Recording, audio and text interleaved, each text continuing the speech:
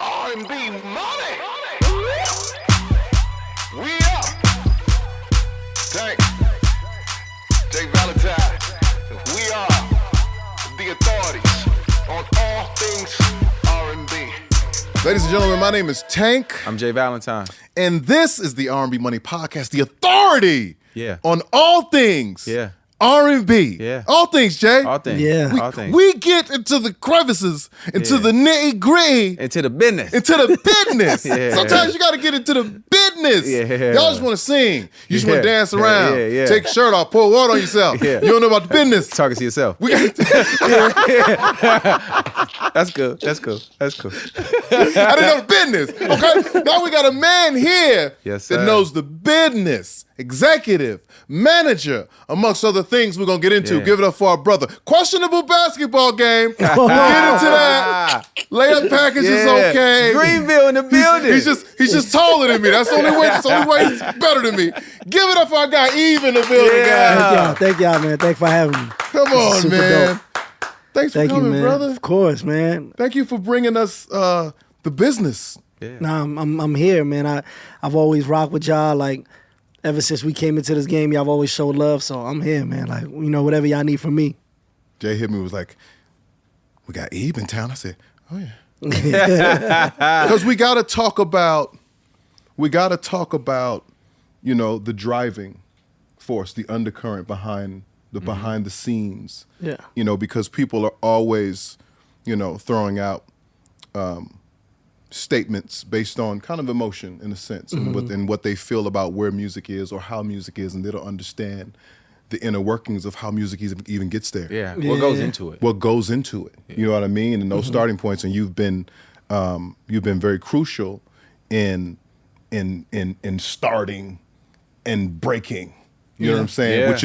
Yeah. Which is hard to do. Yeah, for sure. Super Difficult to do. Yeah. So we as your brothers, we are here to ask the questions and even learn something. Yeah. Nah, I And appreciate salute that. you. Yeah, Yeah, salute you. appreciate Yeah, y'all. for all the hard work. Appreciate y'all for sure. I mean, yeah, you've seen it. You've seen it, like, especially the amount of times the game has changed. Yeah. You know what I mean? Like, with technology. So it's like having to learn new ways every time to try to, like, really give the artist the best chance possible to get in front of people. Because at the end of the day, a lot of times it's out of our control, right? You could do everything. Sometimes it works. Sometimes it doesn't. A lot of times, too, it's like, I always say it starts and ends with the artist. We just kind of try to help and, like, get it to the right place and just get the most out of it. But, yeah, the way music has changed since we came in and since y'all came in, it's like you got to adapt every time. So it's definitely, it gets tougher and tougher as you go. But, it's, when you love something, you're going to figure it out. You know what I mean? Absolutely. Well, let's do this. We like the origin. Yep. We like to start from the beginning. Yeah. You know what I'm saying? Like, what is your origin into this space? Where did it start for you? Man, I never thought I would, like, work in the music industry. Like, it wasn't a plan. My parents are from Sudan, so, like, I was born in France. Like, my dad, he worked for the UN, so we moved around a lot as kids. So by the I time love France. I just want that to know. You said what? I love France. Yeah, me too. I was born in Paris. I've never been. You know what I mean? No. Bro, you gotta go to Paris, bro. You will love that shit. I'm gonna go. I took French in high school. I tell him every year. I took French in high I tell him school. every year. I say you would enjoy yourself in Paris. I Come got on, you kicked out J of- Valentine. I got kicked- Valentine is But listen, so bro, French. Like, I got kicked out of French class The so name much in is high so- school, bro, that once I became an adult, I was like, man, fuck that. nah, but going as an I don't adult, like French fries. Go to Paris, bro. You would enjoy just seeing, like, the lifestyle and stuff. No, I want to go. I But definitely yeah, want to go. but so we moved around a lot as kids, and I moved to Queens when I was like 10. And for me, From France to Queens. well, first I went from, just to go back, we lived in France, in Paris. Then we moved to Qatar for a few years. My Okay. dad was stationed there, like running the UNESCO office there. Then we came back to France for a couple years, then moved to Queens. So you could imagine for me, like, the good thing is all them years I was taking English and I was going to, like, English speaking schools. Yeah, so Pops was preparing you.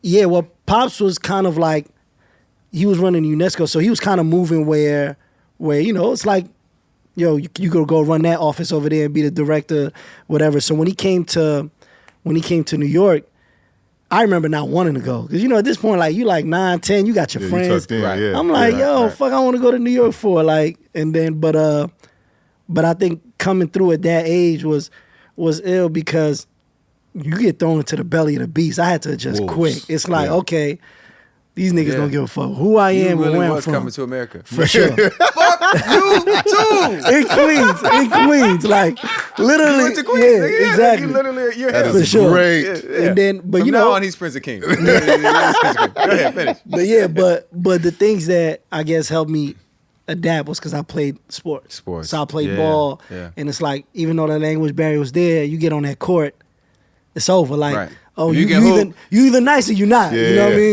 mean? I got the boy from Africa. Yeah, exactly. Nigga, whatever it was, I got that guy. Whatever they wanted to call me.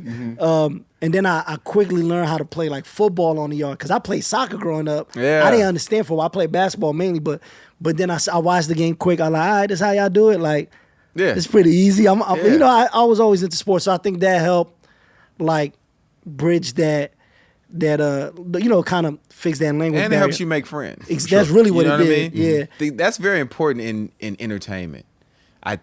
Me and Tank talk about it all the time about how many guys in this business haven't played a team sport. Yeah. Yeah.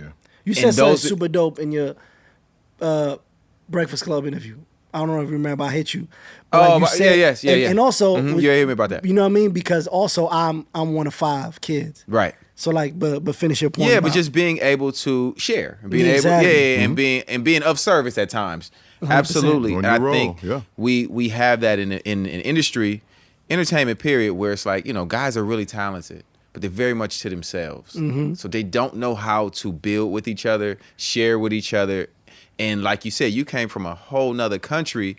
But the sport in itself, I'm sure, brought you friends. for sure, 100%. It made you more comfortable. Everything when I got everything here, in you your know what I life. mean? So And also I think to that point is I think there's a lot of people in the music industry that haven't necessarily like lived before they got in the industry. There is that. Like they first experience of like This their first time doing jumping off the anything, porch. being Yeah. out. They didn't have no They didn't hoes. have. they didn't have no hoes. Hey, bro, hey they man, get you some hoes. They didn't have no They hoes. weren't out. They weren't out For running this. around with like you know what I mean, like with Yeah. their niggas and just doing whatever. So it's like that's another point. But yeah, I think another big thing was I was one of 5. I had an older sister, 2 older brothers, and my younger brother who's boss, who's signed to us. But my older sister and my 2 older brothers, that's why I picked up the music from. You know what I mean? Like Wow.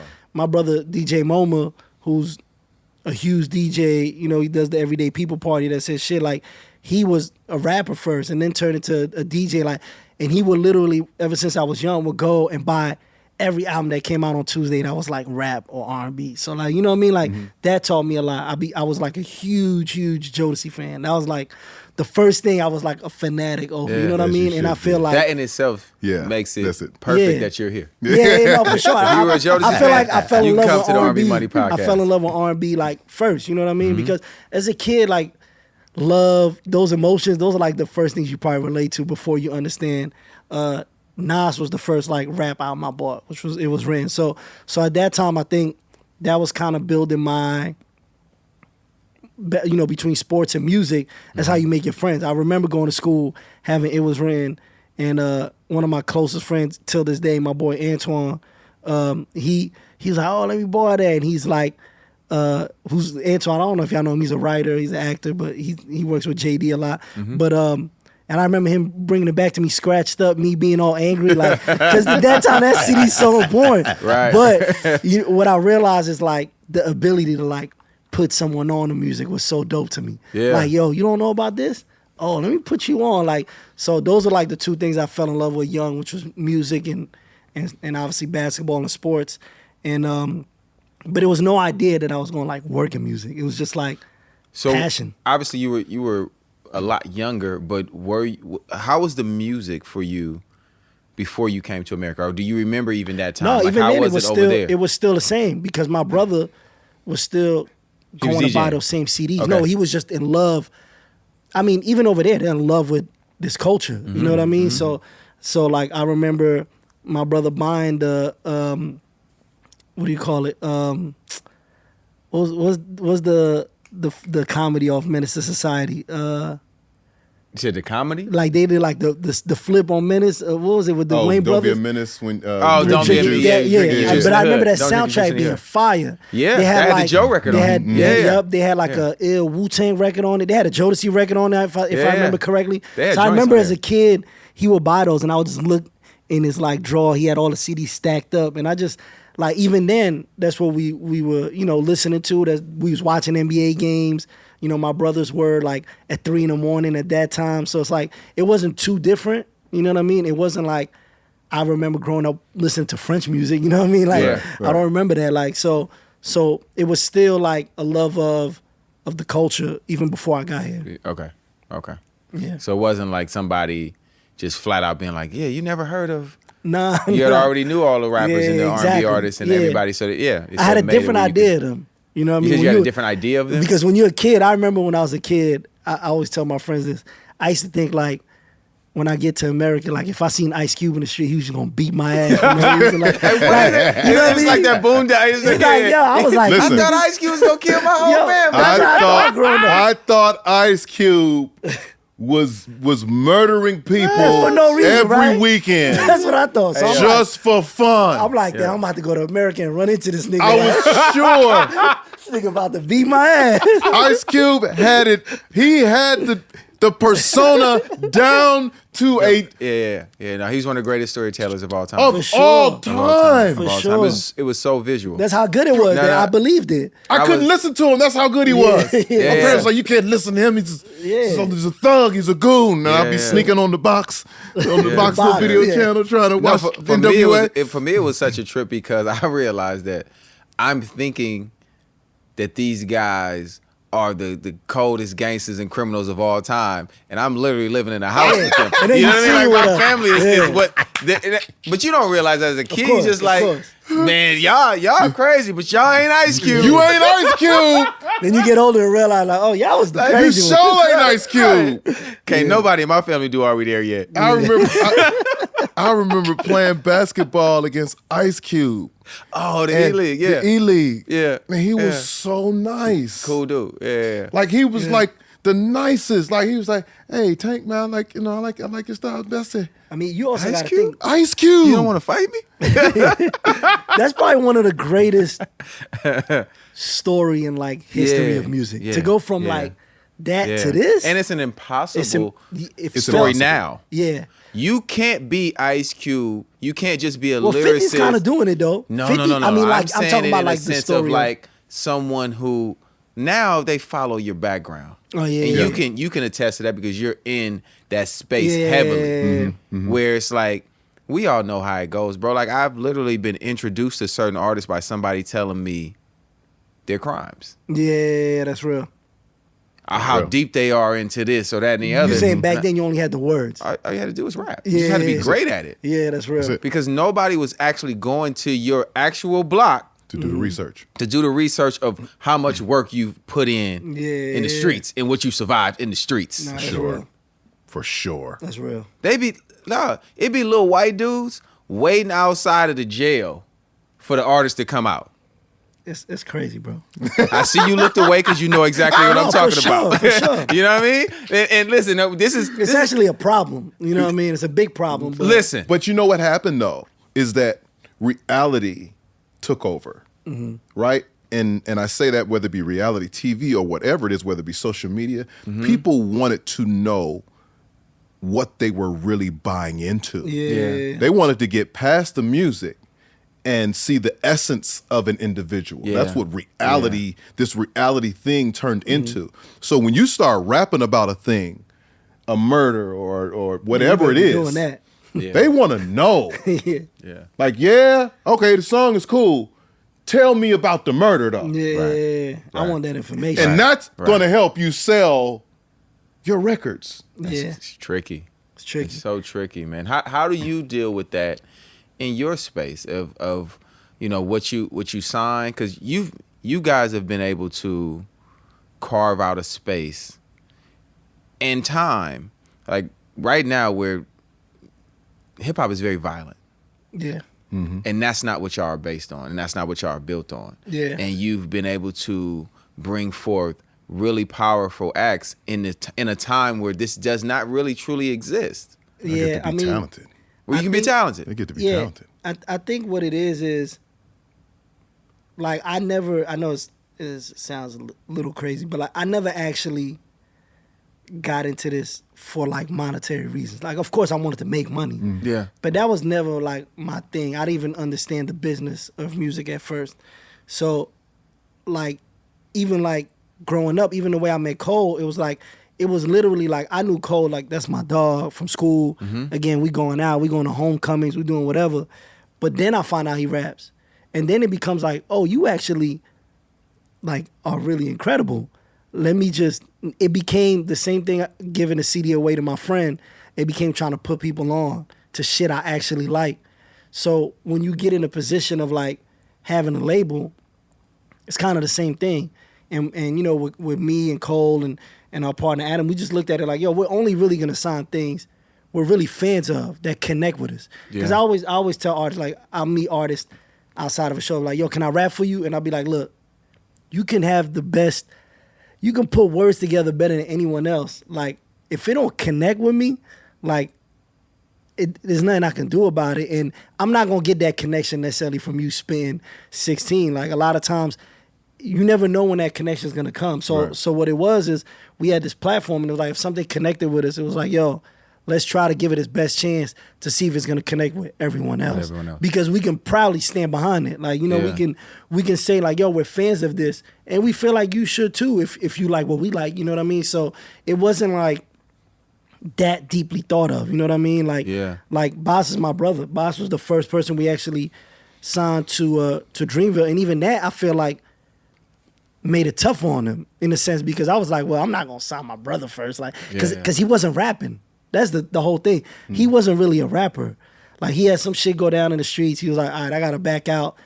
He was always a smart kid, started putting words together. And I remember him sending me and Cole something. We was like, oh, this nigga nice. If he keeps going at it, if he gets better, he might turn it to, and we watched him get better and better. Then it was like, all right, this is a good representation of who we are. Like, he's coming from, you know, he's like-minded people is what I always say. Like, we sign a lot of like-minded people. You know what I mean? So for me, it was like, if I'm a fan of it and I feel like, damn, it hits me, it connects with me, let me try to give you a platform that hopefully is going to connect with other people and that could lead you to, you know, stardom. You know what I mean? And really more important than stardom to me was always having a career. Like, I want to make sure you can make a living off of this, you know, for as long as you want to. Like, so you're not going to sign Little Death Murder Kill. Is what you're nah. But guess what? Like, I can listen to Kodak Black and be like, I can listen to Kodak Black. Why do you put Kodak Black? No, because nah, that's true. But I can listen to like Kodak Black. I work out to that. Kodak Black is one of my favorite rappers. Mine too. And you know why? It's because it's honesty. Yes. It's a real portrayal of his life. So my thing is not that you can't be in street shit. It's the rappers that like glorify it, that don't really live that life. I can't connect with that. I could connect with Kodak because he's telling you the goods and the bads of it. He's telling you, I don't want to do this, like, but I have to do this because this is a product. I could connect with the feeling of that, even though I don't go through that. There's an emotion there that's like, okay, not to say I would sign a Kodak. I'm just saying, like, to me, anything that comes from a real place that's authentic, you can respect it. I can respect it, whether it's my life or not. And I feel like that's kind of what we want, is just to be able to give authentic voices a platform. And I know we jumped a little bit, but can you give us like the start? Yeah, for sure. St. John's. Yeah. You and Cole.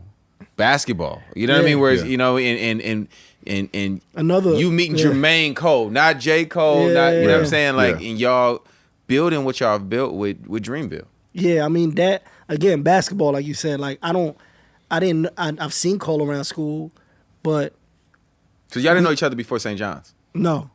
Because obviously he's from Carolina. He's from Carolina. I'm from Queens. St. John's is like 10 blocks from my crib. Right. So I wasn't even going to go to St. John's. I was like taking visits to like D2s and shit, like thinking about still hooping. I wanted to go to like Georgia State. And then it was like. Basketball? Yeah. And then it was like late. He can play. He can play. I'm just jealous. I like that. I'm But jealous. just think if you choose to go to Georgia Yeah, State it and you doesn't miss work. out on No. And then, by the way, riding the bench probably is I'm just D1. mad that he's taller than me. I'm just mad at a lot of things. I'm just mad. Just don't mind me. Nah, it's all love. But then late, like it's like by June, July, nigga, if you don't got a school pick, Yeah. it's like, what are Yeah. you doing? I was like, damn, I still don't got a school pick. Like my brother Momo You going went to the to community St. John's. college then after That's that, what I yeah. thought. I was like, but my brother Momo went to St. John's and he was like really smart, graduated electrical engineer degree. So he was kind of, I was like, yo, pull the plug, like hook me up. So he hooked me up with the dean of his school. He was like, got me in. And when I got to St. John's, it's like I was a year older than Cole. So he came the next year. And even then, it's like I know him, I see him around. Yeah. But that's not like my man. And then we had this thing called Common Hour in my school, which was like, I think it was like around 12:30 or 12 to like 1:30 when on Tuesdays and Thursdays when no one had classes. So all the niggas that's like really hooping, that's not They on go the to the team, gym.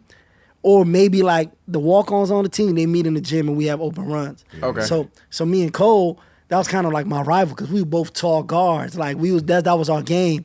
I'm like, I don't fuck with this nigga. Like, this nigga ain't that nice. Always You know what I He mean? think he me. It always Yeah, starts he there. ain't that nice. It always starts there. And then, but my best friend growing up, my man Tad, he really hooped too with me. Like we all grew up hooping, like AAU and shit. And he would come to the gym, and like he got cool with Cole. And then eventually, by like Cole's maybe like junior year or something, we started getting cool. Like we would go to the So city. it took like 2 years. Oh yeah. Like I would At see first him. you and weren't fucking with him. I would see him and I'd be like, "Yo, what up?" Respect. Right, you know what I right. mean? But at some point we started like linking. We would go to the city, drink, party, Yeah. just being homies. Is And, Matt there with y'all too? Matt McNeil? Matt's there. He's Yup. there at that time, Matt, too. I know him, but I don't know him as much. And I think Cole knew him more. Okay. And then I got cool with Matt too. You know what I mean? Because Yeah. we called him Cali Matt, because he was like Coming all the way from he's he was from like LA. the only nigga from LA and California To go out to there. You St. know what I John's. mean? Yeah, no, that's and he wild. was really probably the first nigga I met that was like, I'm gonna work in the music industry. You know what I mean? Oh, like, Matt was thinking that Oh, then. I think so from what I Yeah, remember, because he yeah. was like plugged in when like I think it was like Diddy and like Daddy's House, the engineer Okay. Matt, I think was his name. Okay. Like so he would have those relationships. He was thinking about it early. I was just like, yeah, him and probably this dude Aristotle, I remember. But yeah, with Cole, it was like that was just the homie. And then one day I got in his car and he had like one of his freestyles over like Grammy Family playing, and I'm like, yo, what the fuck is that? I had heard him rap once at like a school talent show. And I he was re- doing the talent shows and the whole like shit. like Okay. just like once. He was like a host, I think, because he was like the head of the Black Student Union or something. Like like That makes sense. yeah, Makes sense. Yeah, exactly. Yeah, it makes sense. And by the way, like the Black Student Union at our school was like lit. Like it was like you wanted to be at that meeting. Like Yeah. they threw the best parties, the concert at the end of the year, and I think he was hosting one of them, and he did a freestyle. And I remember being like, oh, that's a witty line. Like this guy could rap, but I didn't think of it because I was just a fan of rap. But when I heard that, I was like, yo, who's this? He's like, oh, that's why he's about to turn it off. I'm like, well, you like really rap. And he was like, oh yeah, that's why I came out to New York for, but I'm not one of those niggas that's gonna just tell niggas, oh, I rap. Like that shit corny. Like Yeah. I'm gonna get signed and then niggas gonna see. And I was like, I'm the surprise rapper. yeah, I'm like, I feel that, but I don't know if it works like that. Like, you know what I mean? Voila! I don't know much about the music business. But I don't know if you can just show up with it. But Yeah, at you some just point, you're going to have signed. to tell somebody. But even then, it wasn't like, I'm gonna manage you. We go Right. None of that. It was more like, damn, like I really, as a fan of music, these words connect with me. I think that's one thing I understood from early on. Is like the emotional connection with music to me, which was always the most important thing. Which is why I love R&B. Like you feel that connection. But then it was just more like back to like being a kid of going to your friends and being like, yo, check this out. And be like, who's this? Like, yo, that's Jermaine. Like, oh, light-skinned Jermaine? Damn, that nigga really rap. Like, it was a stripe to be Yeah. able to put niggas on and shit. So that's kind of what I was doing. And I think as I was doing that, he just started trusting my ear. Because that's really our work relationship. Like, I'm his manager, but like, our work relationship is really, like, we spent years and years, like, putting projects together. Like, he would trust me to be like, yo, you remember that verse you had on that beat? Like, yo, you should try it on this beat. He'd be like, oh, good idea. Or like, that's kind of like where my love really came in. Is as the years grew and I was working with him, it kind of allowed me to gain my confidence on how to like communicate with artists or producers on like how this can be better. Without like stepping on toes. Exactly. Bruising Without being egos, like yeah. this shit trash. Like Right. nigga, who are you to tell me this shit trash? For You sure. don't make the music. Yeah. Like so I understood that, and I think he trusted that, and he don't trust a lot of people. So we just kept going to the studio and building, and it was just fun. Like it was mad fun. Like just he would make songs and send it to me, and I'd be like, damn, this is fire. Like he enjoyed getting that ear and that feedback. And then I was like, yo, we should do a mixtape. So we did like the Come Up mixtape. Just kind of put it together, like, went to Aint and was selling it at Homecoming. Oh, y'all went to North Carolina? Yeah. Okay. We pressed them up, whatever little money we had together. Because at this point, too, like, he's now graduated, but he's dead broke because his roommates moved out. So he's staying in Queens, and he's damn near begging his landlord, like, yo, I'm going to pay you back. Like, his landlord is Muhammad, is the man. He letting money pile up. And during that time, Cole would literally have he honestly just had money for one meal a day, and he used to time his meal for 5 p.m. Because so he would just sit home, make beats, this whatever. Is great. This is great. Amazing. And I would come home, my pops was still holding me down with bread. I didn't really have a job, so I'll make sure he good. You know what I mean? We'll split a sandwich, keep it moving. So we would find money to press these CDs up. And his best friend, RJ, went to, he used to go to North Carolina A&T, then went to UNCG. So Cole went to North Carolina A&T homecoming every year. Like, no that matter shit, what. In North Carolina, that shit is, That's where you go. that's religion. Right. Like, you know what I Yeah. mean? Like, so I went with them one year, and we had to come up, we pressed it up, and our whole thing was like, that was our sales pitch, was like, yo, if I try to sell you this for $5, you're not gonna buy it. If I give it to you for free, you're just gonna throw it away. So just give me $1. At least I know if you give me $1, you're gonna listen to one song. That was kind of our whole Dollar in the Dream thing. That's how it started. Wow. So we was That's on dope. the strip trying to sell shit for $1, and girls would be like, and it was fun because it's like you talking to girls, you talking to these niggas, like trying to convince them. Girls would be like, how do I know he can rap? I'm like, yo, come over here. Me, him, Mike, the same niggas, we with now.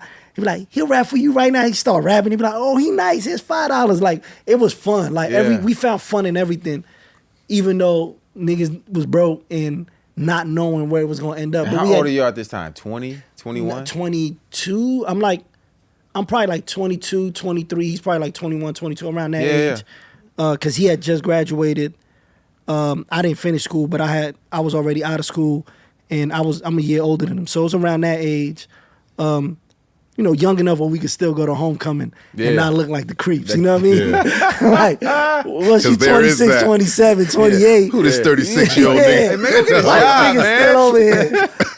So it was cool, and then we just kept going from there. That's kind of how the music relationship started. Even then, I didn't think I was gonna work in music because I had everyone I know that's in the music industry had an internship at a label or kind of came up under someone. I was just like, I'm just here to help my nigga. Like, I just want to see you win.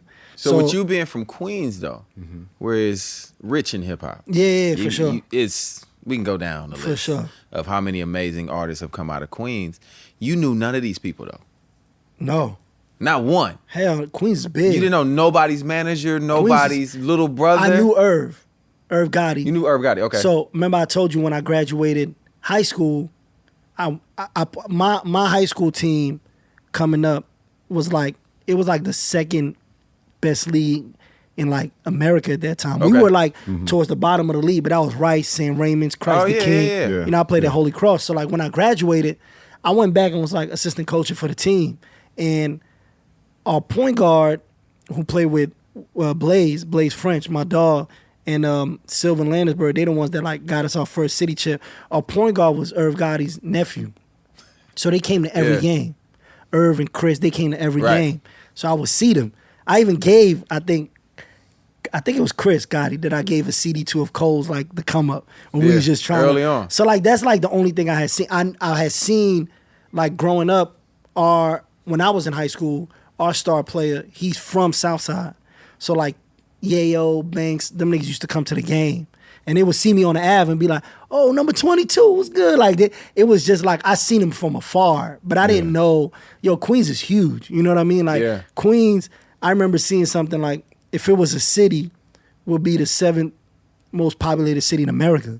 These Queens boroughs. These Yeah, I know. boroughs Are all cities. got like They're all 2 cities. million people in them. You know what I mean? So it's like where I'm from, it's like you knew people through basketball, but I didn't really know. Like I didn't know 50 in them. I didn't know Nas's team. You know what I mean? Yeah. Nas is in Queensbridge. That shit is so far from where I'm at. You know what I mean? It's like a different world, damn near. So no, I didn't know anyone.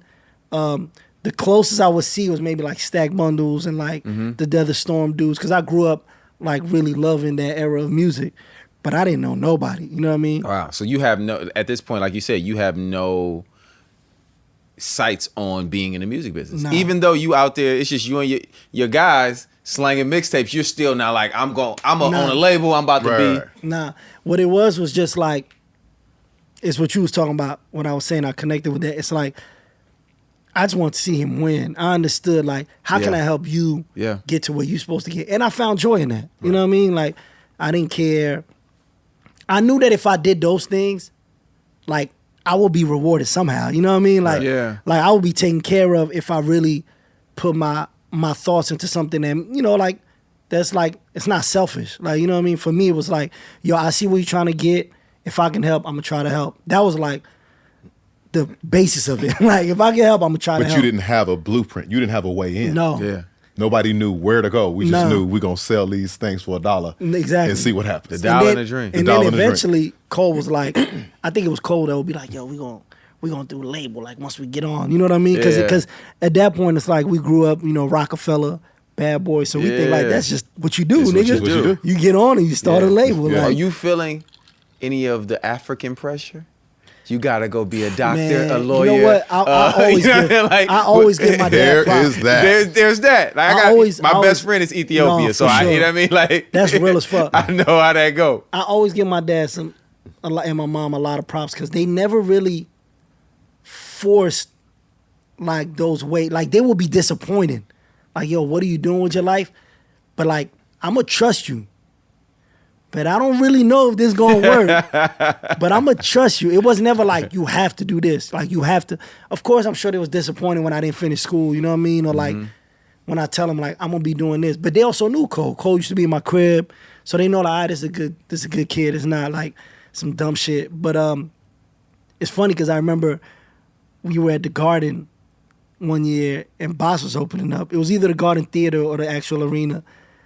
And my dad was like, he came to the show and he told Boss manager they grew up with, was like, guess y'all was right. Like, he waited until he got to the Garden. It was like, That's dope. all right, y'all was right. Dope. But it was never the feeling of like, you have to do it. It was kind of like, I don't think you should be doing what you're doing. Right. But like, you're going to have to pick your own destiny kind of thing. And I think that gave me enough of a leeway to be like, you know what, let me try this out. Go after it. But that pressure's definitely there. Did you have that? Because, you know, my father wanted me in music very, very early. Yeah, so you started early. It wasn't like, oh, if I do music, y'all think I'm crazy. Like, did that happen for you My too? pressure was church. You from like a church family? I'm from church. So my pressure was just whatever I do to be in church.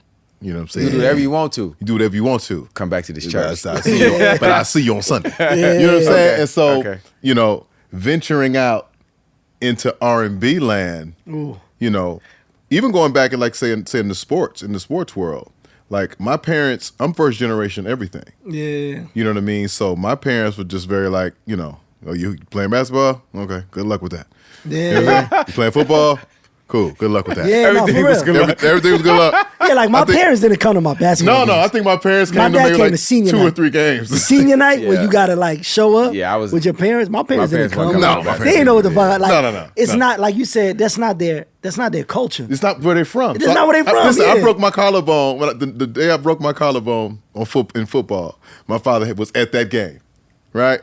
So, father comes down to the field. He said, "You think it's broke?" I was like, "I don't know, Dad. Probably. Let's get you onto the hospital." Like, very matter of fact, like that's what it is. Right? Like, yo, what else you want me to tell you? Like, I ain't gonna fix it. I ain't the one. So, you know, when it came to the music and things finally happened, it's like what you said with your father. Like, I think with my father, we connected more when I accepted my responsibility of myself. Yeah. You know what I'm saying? When I became a man Then my father was like, okay, now we can have real That's conversations because That's you're real. a man now. Yeah, that's real. You know what I'm saying? And then it's like, Oh, you come from the household of grown men don't talk to kids. No. Right. Yeah, And that's yeah, how I came No. up. I was having this conversation actually with Cole, because Cole got to a space where he was like, basically like, he got to a point at one point in his life where he just wanted to ask questions. He started really like diving into asking his mom question and his dad question and why they say, you know, trying to get an Yeah. understanding of everything. And I remember being like, I've never really asked my dad any questions. To me, it was like, you're my dad. I love you. You take care of the kids. I respect you. But it's like, we're not friends where like, Nah. I can have that conversation. Like, how was it back when you was growing up? Like, I don't know any of that. Me and my father would sit on the same couch for a whole Saturday Exactly. There's no and conversation. not say 2 words. Now that I got kids, it's different. Now that I got kids, But it's just like our fathers were Iron Men. exactly. Yeah. Like, yeah. You know what I'm saying? It's Like true. there was an actual kids table. Yeah. You know what I'm I saying? think I might put a kids table at my house. There was a kids like the I think- kids. Now that eat you say that, over there. I might have to do a kids table at the I got a you crib. kids used to table at do the it, house, do but they you? always end up eating with us. It's like a small, like, you know, like they still You got a 3. fake one, They're is what like you're saying. 4. You Yeah, have a they're fake like one. 4 and 2. It's like just so they learn. But kids and like the adults. You wasn't in adult Nah. conversation. Nah, you that's wasn't. real. But like I said again, with us being first generation, everything. Once I finally became a man, then it became okay. Now we can build, and now I can ask you 100%. questions. You know what Yeah, I'm saying? that's Like real. I remember one time my father like, so how's your publishing treating you? I said, Dad, that's not Your publishing? publishings. Yeah, yeah. How's your publishing treating you? They talk to you, tell you anything? they publish it. Dad, that's not. Like, that's not how it works. That's not. But But I appreciate you asking. Yeah, that's real. We're just mixing publicists. oh, publishers, Your- publishing, your publishing. He just heard the word. Just He heard was the like, word. I And think so it's a good word that's to great, use. bro. and then my That's grandmother great. being That's great. a pastor, you know what I'm saying? You know, you expect certain blowback, but my grandmother was just like, that's my grandson. You know what I mean? Yeah. I'm so proud. My mama, same thing. She's Yeah. like, I see you, boy. I see Yeah. you doing your thing. They didn't know what it was. What it was. Yeah. They just showed up on the video set of stuff blowing up. So they never got a chance to see you with Genuine. Yeah. They did? Yeah, they got to see because I remember that'll we was get on, you snatched we was on- back off the we was on road. TV. We was on TV. We did the Keenan Ivory Wayans show, and that's the famous time where I licked my lips when they put the camera on me. It was trash, right? It was I was still working on it, but the camera caught me, and when I got back off tour and went back to church, that's all people was talking about. We saw you licking your lips. Yeah. Oh, yeah. just- Yeah, yeah. And The church was going. Pastor was like, "We got Darrell back. He's back from off the TV screen. Off the TV being provocative. Amen. He's back. Hey, man. Why didn't you In my make mind, that I'm to thinking them? of like the first time they seen that maybe I Deserve video on 106. They was probably like, "Yo, what the fuck?" Because that was such a big moment. You know what I mean? Like, Yeah. like Yeah. everyone remembers that moment. So I'm pretty sure it's kind of like, oh, this church nigga over here with no shirt on and shit. Like, It was. you know what I mean? That shit had It to was be different. It was different. Yeah. It was. But like I said, from your family having a certain expectation, Yep. and my family having a certain expectation, they were very lenient Yep, with yep. how they oppressed it. Yeah. You know what I'm saying? So it wasn't like direct support of what I was doing. But they wasn't fighting you. But they weren't fighting me on it. Yeah. They weren't in the way. But when you get older, you realize how important that is. Because For sure. if somebody fights you on it, shit Yeah. probably doesn't even happen. You Yeah, know what I for mean? sure, for sure. So yeah, that's a good ass question because No, I that's mean, real. Because it's just everybody has their path and how it Yeah. plays out, and which leads to my next question, man. Like, and this is something that's, I think it's the reason why you and I have always been so cool and so close, and have an understanding with each other. Because I know you face this. Mm-hmm. Best friend management. That's just tough. Right? It's Like- I would never trade it for anything. No, not at but, all. But coming up, you understand it's like it's a We're different. gonna act like you're not here right now. It's a different. Even like, though you are my manager now. So you about to, Yeah, you about to switch. experience best friend management. Go ahead. Nah, it's a different. It really, best friend management wasn't as hard as like running a company with your friends. That was a little harder. But with Cole, I think when I got to that management, because I didn't really get like became officially manager till before Forest Hills Drive. Okay. You know, he was managed by Mark Pitts Mark and Wayne Pitts, Bell yeah, and them. yeah. But I think what having that relationship with Cole and being so close, allowed him to give me room for error, which somebody else might not. You know what I mean? Like, Yeah. Of course. it allowed me to learn on the job. And I can get a call from him like, hey, nigga, you can't do this. Or like, hey, nigga, you need to answer these people. Yeah, I don't want yeah. them hearing me. Yeah. All right, cool. Let me adjust. You know what I mean? Somebody else might have been like, hey, bro, I ain't got time for this shit. You out of here. Yeah. You know what I mean? So I was honestly just having that conversation with Ari about something. Like, yo, if Cole decided to fire me the first time he didn't like something, then I would have been out the game. Yeah. When the reality is, I always look at it like, you know, with managers, I really look at it with any relationship in life. It's like, ain't nobody perfect. So if somebody has a lot of good traits and they have some traits you don't like, just be willing to work through that instead of being like, oh, I don't like how you do this. You're gone. You know what I mean? Yeah. And I feel like having that relationship with Cole allowed us to allow me to be able to grow. You know what I mean? And then also allow me to be able to say things to him that maybe somebody else Someone wouldn't be else able to could say. do that. Yeah. You know what I mean? So it was like, it's tough because you're in a position where you don't want to let your client down, but you also don't want to let your nigga down. Yeah. That's a different that's a different perspective. But to me, it's definitely way more pluses than negative. Now, running a company with your friends is a little tougher because it's tougher to, you know, like when I say run a company with your friends, it wasn't just Cole. Like Adam was Cole's roommate his freshman year. You know, Derek, who manages Boss, I've known since he was a kid in high school. Felton was one of the first people we met in the industry. Maddie, and you know, him and MK managed Ari. Maddie, I knew since he was like 14. You know, MK we met because she was like interning with Mark Pitts and him when we first. So like that dynamic is a little tougher because you really love these people, so you don't want to do anything that can, you know, hurt their family. But it's also accountability. For sure. Because of those relationships, Yeah, right? yeah, Because in our community, which is terrible, we're taught to go outside of ourselves to get where we gotta go. Nah, for which sure. ultimately is self-defeating. Yeah, because that's the truth of the matter is that if we do this thing together, we're that much more powerful. For sure. And we're going to hold each other down. It's something that you said earlier about how you were like, man, when Cole was trying to figure out and he was eating one meal a day, that you would make sure if y'all got to split a sandwich, me and him talk about this all the time. Like we jokingly, we're like, bro, we would split a Happy Meal. Yeah. If we had that's to. real. Right. If we had to. Nah, that's real. If hey, bro, come on, I'm gonna give you these 6 fries. I'm Bro, gonna take these. we used to want to go. First of all, a big part of me and Cole's relationship was we both loved to like go to the club. Like that's really how we bonded. We used to like them New York clubs. We used to go for the free before 12, and you get like one drink before 12. And then if Just we had to get you in the and then if we building. have enough money, we'll buy one Long Island iced tea because we knew it was a strong and y'all was split. gonna Like turn yo, go ahead. Like, but you know you gotta split low key. You can't let people see niggas. Both of y'all split can't be like drink. this. Yeah, I'm like, Hell hey man, no. do your thing. Hell no. Do your thing, my nigga. But like, you know, that's like, it was always, that's the one thing that obviously y'all have, that when you're working with someone that close to you, you're gonna figure it out. You're gonna Yes. be willing to figure that shit out. And Yeah. that's what it was with us. Like, Yeah. we gonna figure it out because it means more than dollars and cents. You know what I mean? It's like, bro, like, this shit means a lot more to us. So I think that's the beauty of it. Like, you really, I mean, it's definitely way more pluses than anything. Because I feel like you're willing to run through a wall for someone like that. You know what I mean? Yeah. When like somebody else, you might be like, nigga, I'm cool good. about Like, that. Well, I mean, yeah, and that's because it's like the intent of a human, right?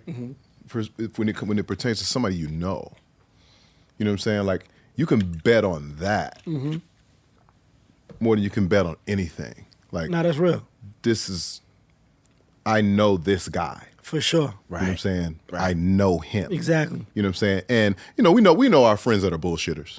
You know what I'm saying? Yeah. That we like, okay, all right, just make him the janitor. Make him we know where to put those guys that are bullshit. Yeah. But our friends that we know are hard workers. You know what I'm saying? And smart people and just need the time Yeah, to we're trying to figure build it them out. I've had into this it. conversation with so many artists. I've had, because like Cole's the only artist I've ever managed and that I plan on ever managing. Like, all the artists I've signed, I've like played whatever role I can as like Of de course. facto manager if they need me. I turn down artists But- every day. I'm But like, I tell nah, artists, I can't do it. See, it's because to me, like, managing is also like, yo, you got to be really dedicated. You know what I mean? sure. And it's like, how can you dedicate yourself to 9 different Everybody. acts. Like I don't It's understand tough. it. I don't Yeah. know if I can do it. But I've had this conversation with artists that were on and artists that are starting. I'm like, yo, if there's someone on your team that you feel like even has something that they're like they work hard and they're willing to figure it out, you better off empowering them than looking for that manager. Yep. Because to me, it's like I've seen it a million times. Like, yo, I'm managed by blah blah blah's management company, and then it's like, nah, you managed by a nigga that worked there. Right. But that nigga don't give a fuck. That nigga's like, That nigga playing the Care numbers. less. you know what I mean? Like He's yeah, on whatever. the golf course, actually. Exactly. He's on the golf course. He's on the golf Who? course. Yeah. We got We this? manage We him? manage him? Yeah, call Mike about that Since one. when? Yeah, exactly. When does he get out? I don't think we should do it. I'll but show up when he's getting out of jail with his paperwork. Yeah, I don't think we should do it. But yeah, call Jeff. I gotta go. Jeff. There's always a Jeff. There's always a Jeff. Yeah, I gotta always a go. Yeah. Jeff. Yeah, So that's when I learned. That's guess. when I learned. Like, okay, I don't want that for me. Yeah. Because a big tough part of running a label too for me is like I take on so much, like even emotionally with these people. You know what I mean? Like they having issues at home. They having issues. No, Like, we know that everything. Shit, Yes. That shit weighs on me. So I'm like, I can't imagine just being like, oh, you're signed to me, but we not gonna talk. Like, nigga, you talk And to there are him. people in this They- business of who do course. business that way. And that's I what I can't seen understand it. early, and I was like, oh, I don't want to be that. Yeah. You know what I mean? Like that don't even excite me. Yeah. So, so to your point, it's like though, then that bond becomes stronger when you're working with family and friends. It's tougher. It's tough, but yeah. it's worth it because you know, like I really trust these people. You know what I mean? Like 100%. So I feel you. Like you've seen it. You've been through it. So yeah, that being able to and you know what's funny? I came in an era where that was way more common because like Future the Prince, who's Yeah, my he's closest Drake's friend guy. I met in this game. Like he was managing Drake. Yeah. You know, Dave was running around with Kendrick. Like, you know what I mean? So it was Yeah. like we were like really the first generation where it was way more acceptable. Other people had done it, but it was Yeah. like we kind of all Look at the came names in. you named though. Mm-hmm. Let's while Yeah. we're at that though. That's true. You and Cole, Yep. Dave and Kendrick, Mm-hmm. and Drake and Future the Prince. Yep. So the 3 guys that are at the top of the list of this rap thing came in with their guys, still with their guys to this Yeah, day, yeah. and are still on top of this game. Yeah. It's something to be said. Something to be said about that. Yeah, I mean, when you surround yourself with people that truly, genuinely love you, like they're gonna go above and beyond and try to figure things out for you. You know what I mean? And I also feel like, in a way, like I think of specifically with Cole. I can't speak for everyone else, but you know, Cole. Of course, everybody changes in the years you get older, but for the most part, anybody that knows Cole will be like, yeah, he's still the same nigga. And to me, I feel like if you surround yourself with the same people, like how can you change when You don't have to. you don't have to change when the people around you are the same people that It's saw your you from foundation. before? Yeah, It's, so it's your safe place to be who Yeah. you and are. their- Exactly. and your reminder. Yeah, yeah, and your reminder. Your reminder. Exactly. And then you knew you're tripping. Yeah, exactly. So Yeah. You so, don't yeah. even act like that. You don't even drink exactly. Right. You no, don't but drink like- you know, somebody told me this drink is the drink. We gonna that put that drink down. gonna kill you, nigga. Stop drinking that. Right. sure. No, you're right. A piece I want to get to, which I think is really dope, having you here because we talked about how non-conventional, you know what I mean, what you guys do Yeah. is. Like you guys are like, it is 2 of you or 3 of you that stand in this space where you're going against the norm. Yeah. You know what I'm saying? In terms Yeah. of what this industry is known for. In terms of breaking that, from a business mind, what went into that?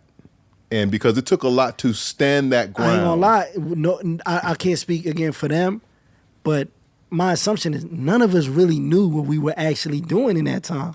Like, we came in on the blog era, and it was like this ending of like the Snap era, and I think labels didn't really know what was going, because it was like music was free, totally. You know what I mean? Streaming wasn't around, CDs were dying out, iTunes was around, but we was all getting our music for free. Yeah. Now Right, Two Dope Boys, all of those kind of blogs, and Nah, right. yeah. Yeah. So you had this crop of artists, you know, Cole, Drake, Kid Cudi, Wale, Currency, all like Mickey Fax, all these dudes that was on the original like freshman covers and stuff. Nicki, Nipsey, you know what I mean? Big Sean, like I think everybody was kind of like trying to figure this shit out. Like it was like survival in a sense, you know what I mean? Because when Cole got signed, he got signed February 2009.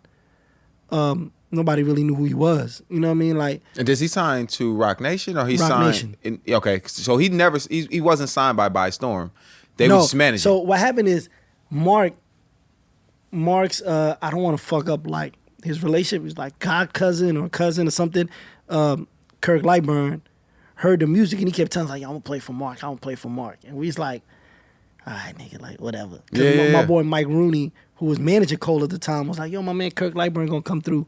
And it just wasn't. And then one day, supposedly, well, not supposedly, that's what both of them said. Like Kirk kept trying to get Mark to listen to Cole's music, and Mark was like, whatever.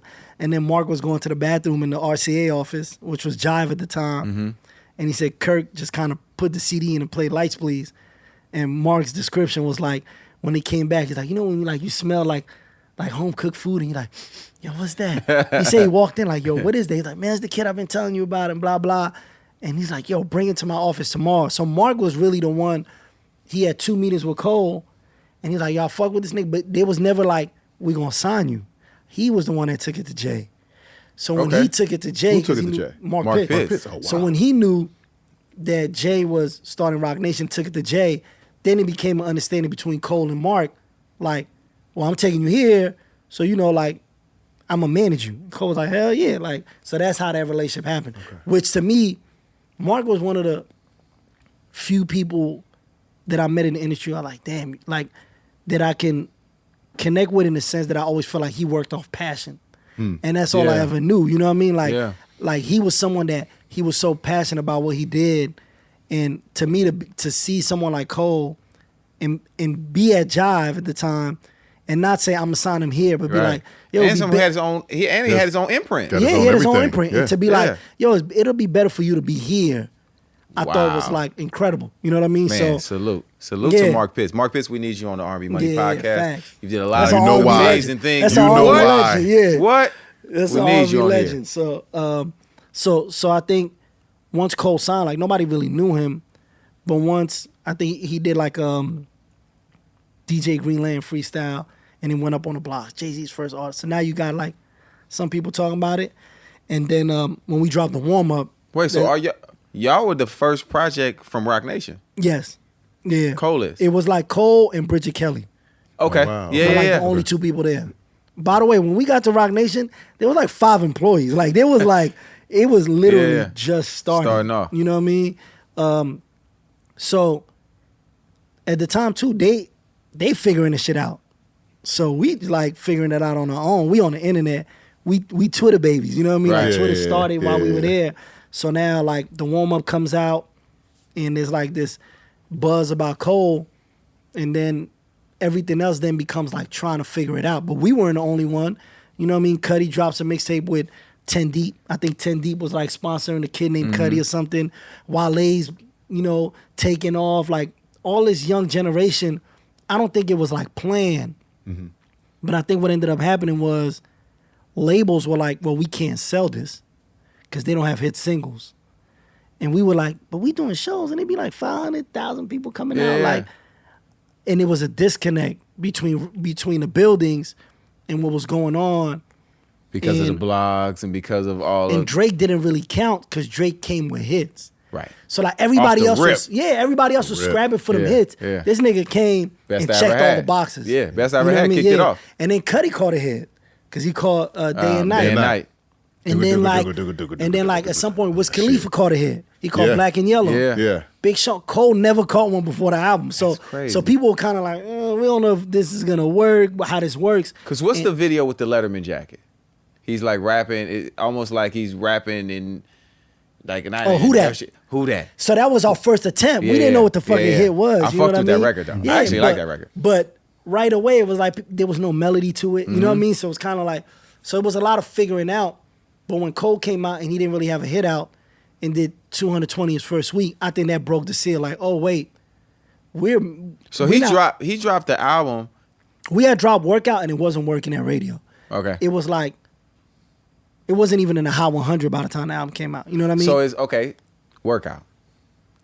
Is Workout, because we all have these moments in the business, was Workout an attempt to grab a hit record? Yeah, of course. Keep it But- funky with us on Yeah, here. of course. But Because it was, it doesn't fit in his aesthetic. but it was the attempt that was the most him.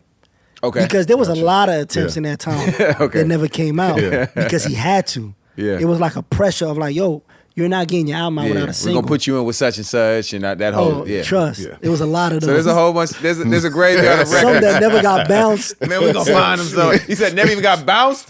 Some was Shit, like, he was like, we're not letting these out But, the studio. But Workout was like really still him. It was everything he learned. Who from produced those- Workout? He did. But it was everything he learned from See, those radio runs. I knew that, but I want to ask you because I want you to tell the people about also representing a guy who can produce their own music. Oh yeah, and honestly, that was Because once again, that I was also understand. that was another challenge though, because people was like, "Oh, he would be so much bigger if he just let other people produce for him." And it was like, "Yo, Been there. This guy yeah. understands. But to me, it's like that's the identity of who he is. Yeah. Yeah. You know what I mean? Honestly, it wasn't until later when he was like, "Man, that shit is." It was so hard because he would have to sit there, find the right sample that's gonna inspire him, then make the beat and hope the beat is good. And then if the beat is good, then he gonna write Then to write. it. Yeah. Then it's like, God, this nigga's Yeah. worn out. Because but most people don't know that he's a producer. yeah, The average for consumer. sure, for sure. Only his fans will Yeah. know, for sure. And then, so I think that was another thing. Like, it wasn't like just like I want to produce because I want to produce. It was like, yo, this is my sound. This is the thing that makes me, right? Like my production is different from blah blah blah. It's like it's how I feel. So he did Workout, and it didn't really work out, no pun intended, but we put it out and it was enough for the label to be like, all right, nigga, just So get- how long get did your it, album out." how You long know? did it take for Workout to catch? It was after the album. After the album. We put Workout out in June. The album came out in September. After the album, it really started catching. What happened with Workout is, So a good 6 months. yeah, it really know like that. hit its peak in like probably like end of 2011. But what happened with Workout is, me and Cole and Mike Shaw, who grew up with Cole, we got to really, when we were doing Who Dat, even Lights Please, we got to do radio runs and really understand radio and talk to PDs and talk to DJs and understand a lot of things that we just didn't know. So in those moments, honestly, what I say, with everything going on between the warm-up, Friday Night Lights, one thing that like really helped him out was the Miguel record. So All I Want Is You was actually working in Yeah. radio. So it kind of kept him afloat. And I think because of who Cole is and he's naturally like a stand-up dude, I think a lot of those PDs were like, man, I fuck with him. If he does get a record, I'm going to try to help him Yeah, out. I'm going to look out. Yeah. Who Dat, There's like, we like, can't they do was it. like, we gonna try, but nigga, there's no melody. Yeah. And then, Workout, I think what ended up happening was Power 106 in LA, E-Man out here. Shout out and to it E-Man. was,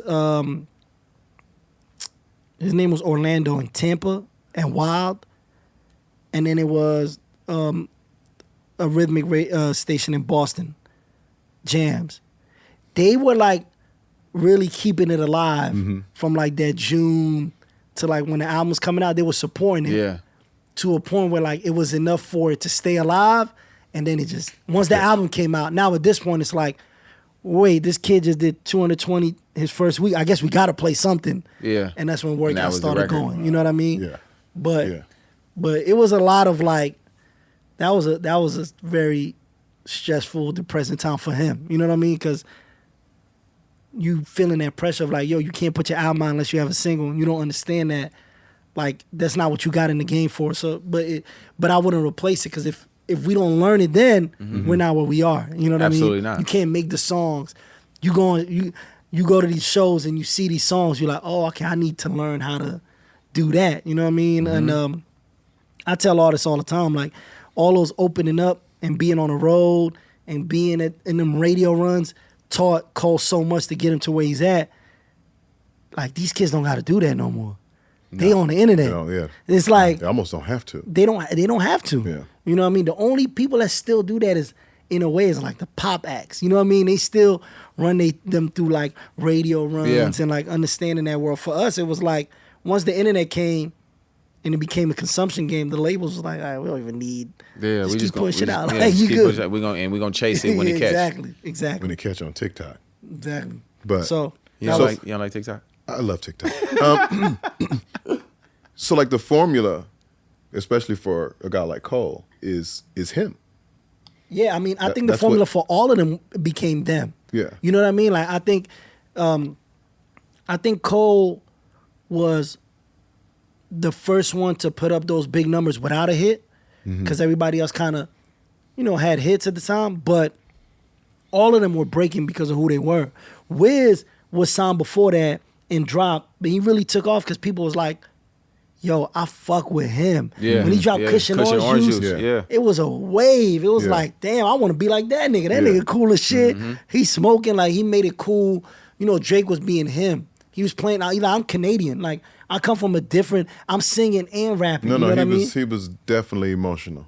Yeah, like He was a different type of thing that I had never I seen. always say, like, I remember when he dropped Marvin's Room, even though that was like going into his second album, I'm like, nah, this is a game changer because For sure. niggas would never say this. Yeah. Not a rapper, you know what I Yeah. mean? Like, Yeah. I was niggas- upset. Yeah. Niggas He would was in his never feelings. say He was this. in his feelings. I was like, And- that is an and- R&B song. It is. He could have gave that to me. Yeah. He could have let me have It that. was. I always looked at Drake as if LL Cool J could sing, because LL could only go so emotional Yeah, with With rap. words. with Yeah. words. I need love. It still was like yeah. a little aggressive. Hey man, You want to turn that down? Yeah. I need love. I don't know if I'm gonna let you date my daughter, man.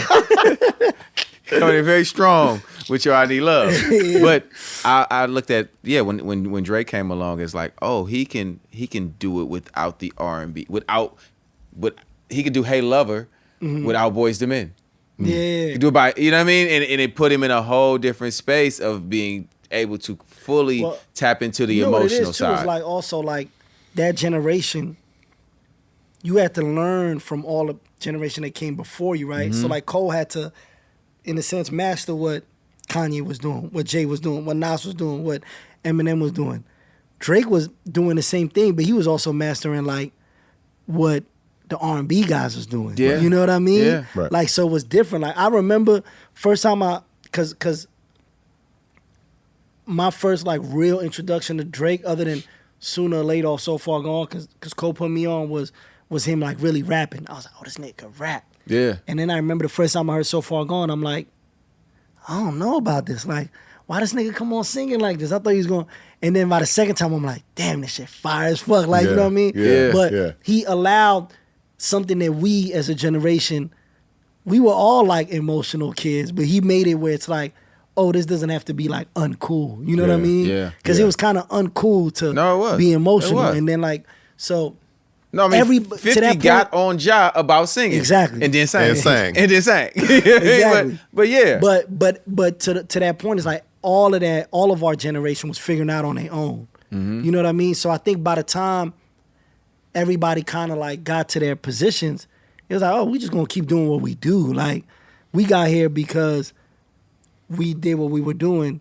You know, same with Drake, same with Kendrick. We won with our own thing. So Let's now stick it's with it. like our own thing became everybody else's blueprint, which is like, oh, we just gonna do our own thing. Like, you know what I mean? Then you even had like the wave of like the independent artists, the Chance and them. Like it was like really like we really gonna do our own thing. You know what I Yeah. mean? So and I think like so I say that to go back to that question you had, which is like I don't think it was a plan. I think it was Moses' survival. Like how do we like we weren't talking with Rock Nation when we was dropping these mixtapes. It was kind of like, well, what can we do to make our fans happy?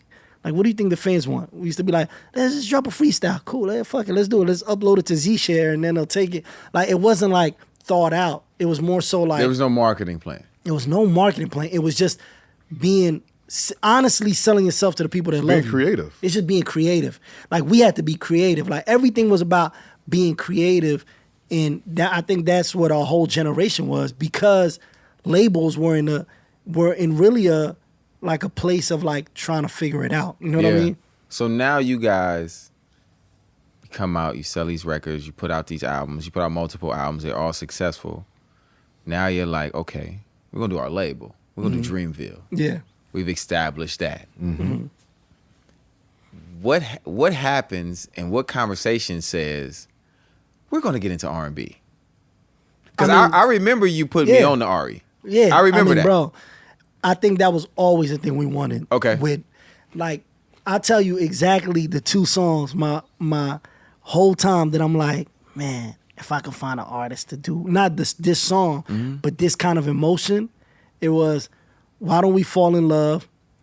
And you don't know Marie, and you don't know my name, Alicia Keys, which were these songs that I was like, damn, just got this hip hop feel. Yeah, they did. But with these beautiful melodies and voices that we're talking about. Rich Harrison, and Kanye, right? With Harold Lilly lyric. Yeah. Okay. You don't know my name. Yeah, you don't know my name. So in my mind, I'm like, damn, those songs connected with me as a kid because they had this movement that I loved so much. Yeah. But the words are so beautiful and like. And then the emotional, I was like, man, if I could ever get like, you know, me and Cole would talk like, if we could ever like find something like that, you know what I mean? It was always like interesting to us.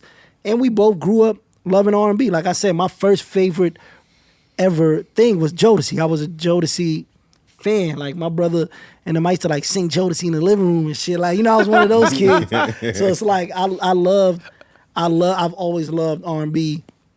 And you know, with Ari, it was kind of like one of our artists, Omen, found her on SoundCloud, and like he like hit her up to do a hook. And when he played me the drum, I'm like, yo, but who's that on the hook? He's like, man, it's some girl I found on SoundCloud. And we just spent a year listening to her SoundCloud. Not even like we gonna sign her, but she had this song on there called Just being Yingling, fans of it. Yingling, and this song called Backseat, which Backseat both we ended up putting out. But it was like she was on these soul sample, like hard ass hip hop shit, but her writing was so unique to her, and I was like, damn, it's just like ill, like, you know what I mean? Like I was just like, I was a fan. Yeah. And then Cole had a session where he was producing for Rihanna. You know those Rihanna camps are at Westlake, and he's like, yo, let's fly out Ari, see if she want to write. So I just hit her like, hey, what's up? Like, She's not signing y'all at anything at this point. Okay. No, she's living in Charlotte. And I'm like, yo, you want to come to LA? You know, she knows we fuck with her. She knows, like, she heard through Omen, like, yo, they fuck with your shit.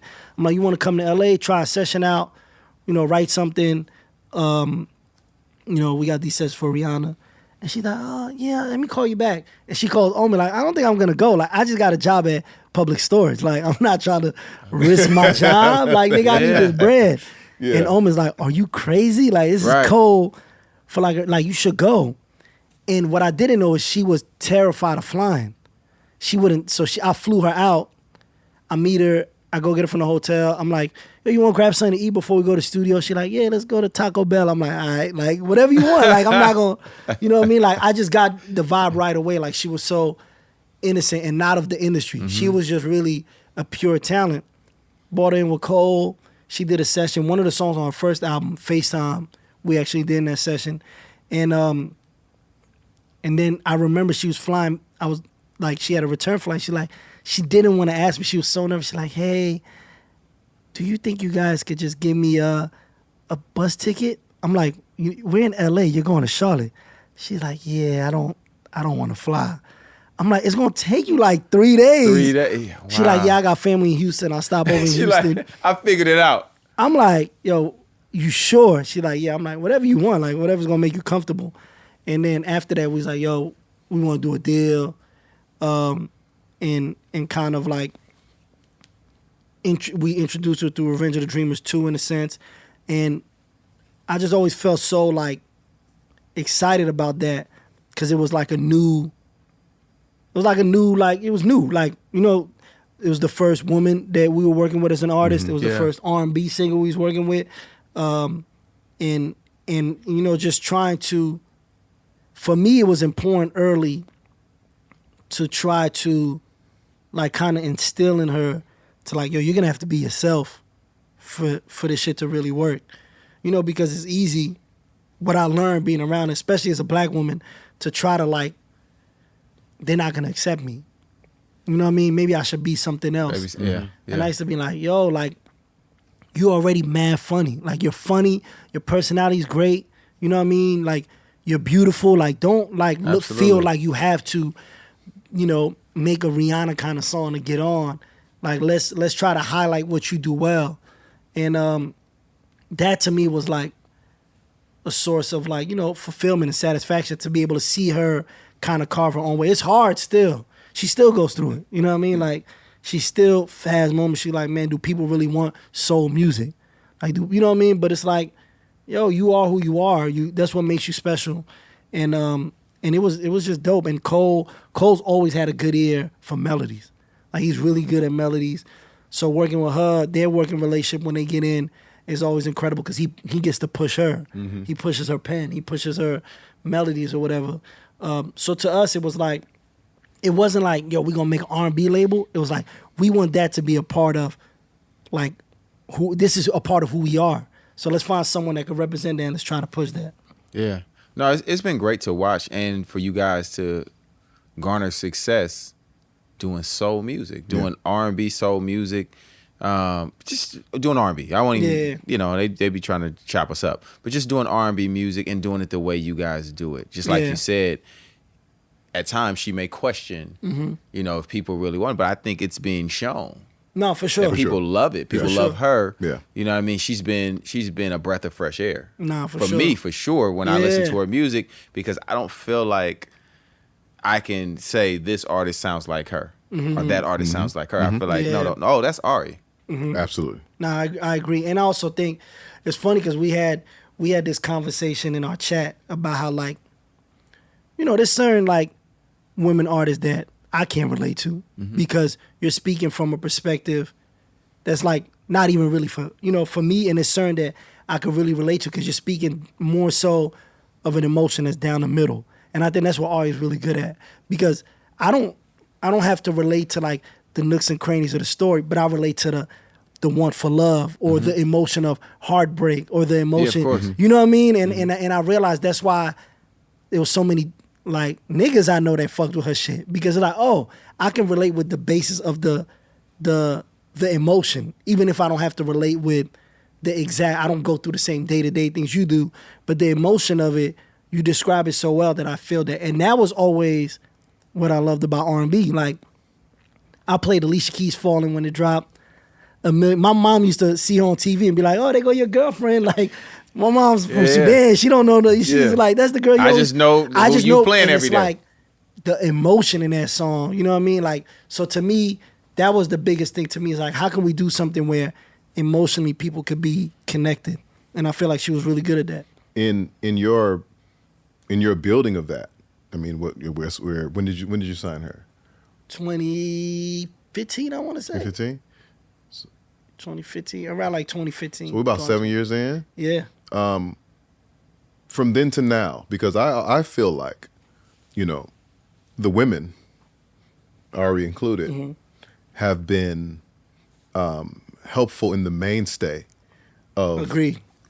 They the stars of R&B. Of R&B, right? They are the stars. Honestly, if I'm gonna be honest with you, they're more of the stars in black music than rappers. If you don't like past Cole, Drake, Kendrick, and like Travis, like they have more of a chance of being like these big name stars than any rappers I've seen come after that. You know what I mean? Like they're really having the moment where like they can be the next arena acts. You know what I mean? Yeah. Like I don't know if I could point to a rapper right now that's like, oh, you can go sell out arenas every day, but like SZA could go do arenas. You know what I mean? Like I've seen Summer in LA do an arena like with Jasmine and Ari, like, and so to me, yes, to your point, I think they are those shining stars right now. And I think that they are, for me, the reason why R&B is very much alive and well. For sure. You know what I mean? And so it's like we as R&B guys, you know, I think I had a conversation with Joe Budden, and I was like, not Joe. Let me not say that. I was like, it was Joe. It's not guys needing to do more or better.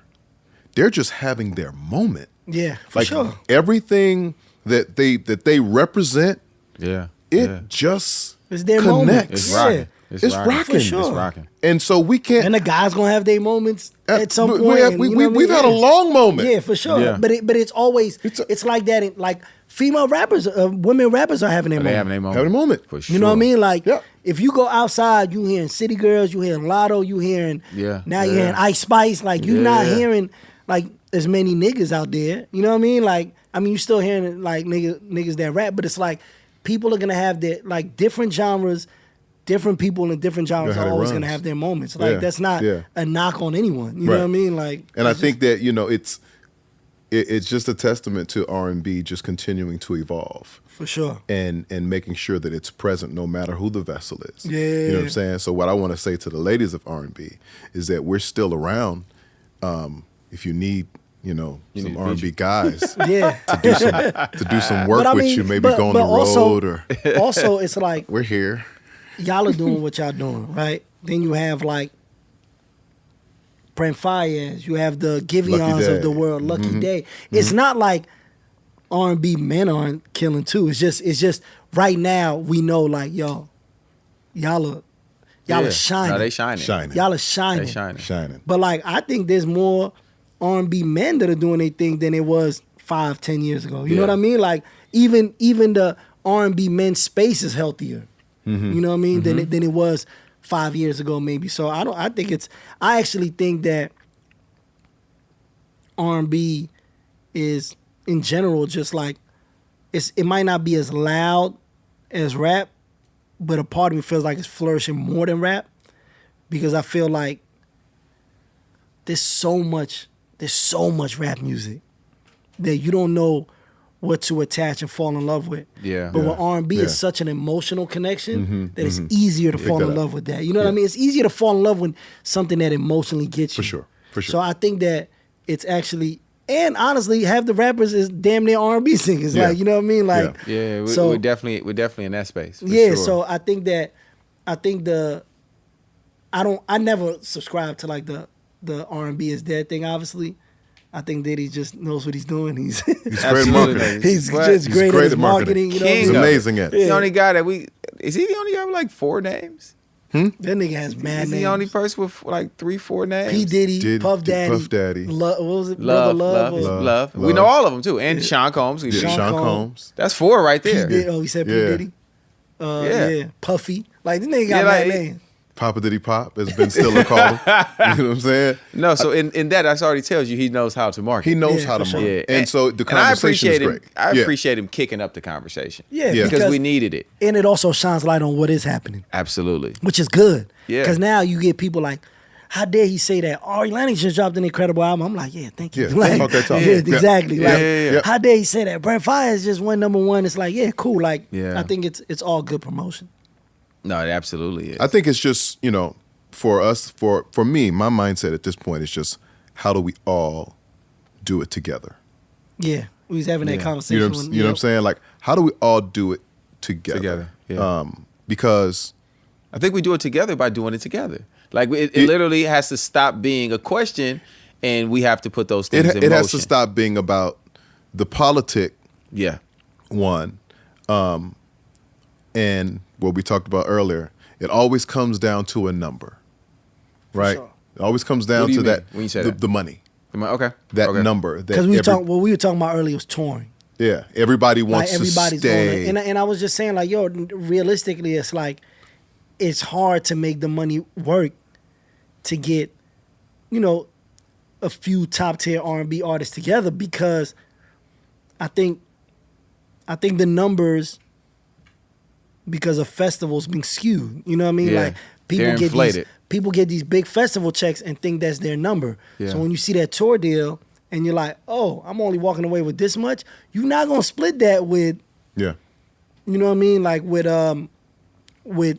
somebody else that's just as big as you. You're like, man, I just can't split it. You know what I mean? So, but I will say, I went to the place formerly known as the Staples Center, Crypto Arena, in the summer, and Summer Walker had a show, and it was her, Jasmine Sullivan, Ari, Doechii, and I want to say maybe the girl Alex Vaughn that signed the LVR, and I think maybe she was on it, but it was dope to see. Yeah. That bitch was sold the fuck out. But that's a tour. And Yeah. And I remember just being like, damn. That's the loud voice. Yeah. Yeah. You know what I'm saying? But then when the money comes around, it's a little harder. But see, the money, the money is a byproduct of the people, right? And so as long as you're putting something together that's screaming loud enough, the people are going to show up. So maybe you don't get that number over 4, 5, 6, 7 shows, but you get that number over 10, 15 no, for shows. sure. I get it. I get the point. It's Yeah. still the I know what number. you But it's mean, it's a like- conversation also that we were having with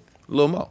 Yeah. About people wanting to give more and wanting to give more to their fans and Yeah. give more to the people who paid to see them. Yeah. Other than saying, I'm just about to give them this quick little 30 minutes No, for for this sure. whatever dollar amount and I'm out. Yeah, no, Like, that's real. but you got certain artists that you would go see that they're literally somebody walking around in the back. And, I mean, him, where me and Lulu is talking to the people and they're like, yo, the clock, and he only got this much left. And we like, Yeah. man, Let hey him bro. know. I look at Tank and Tank like, man, I'm about to do the such. Hey man, we'll deal with whatever comes Let me along work. with the Facts. overage Yeah. or going over this because done been there, you know we're what I mean? here.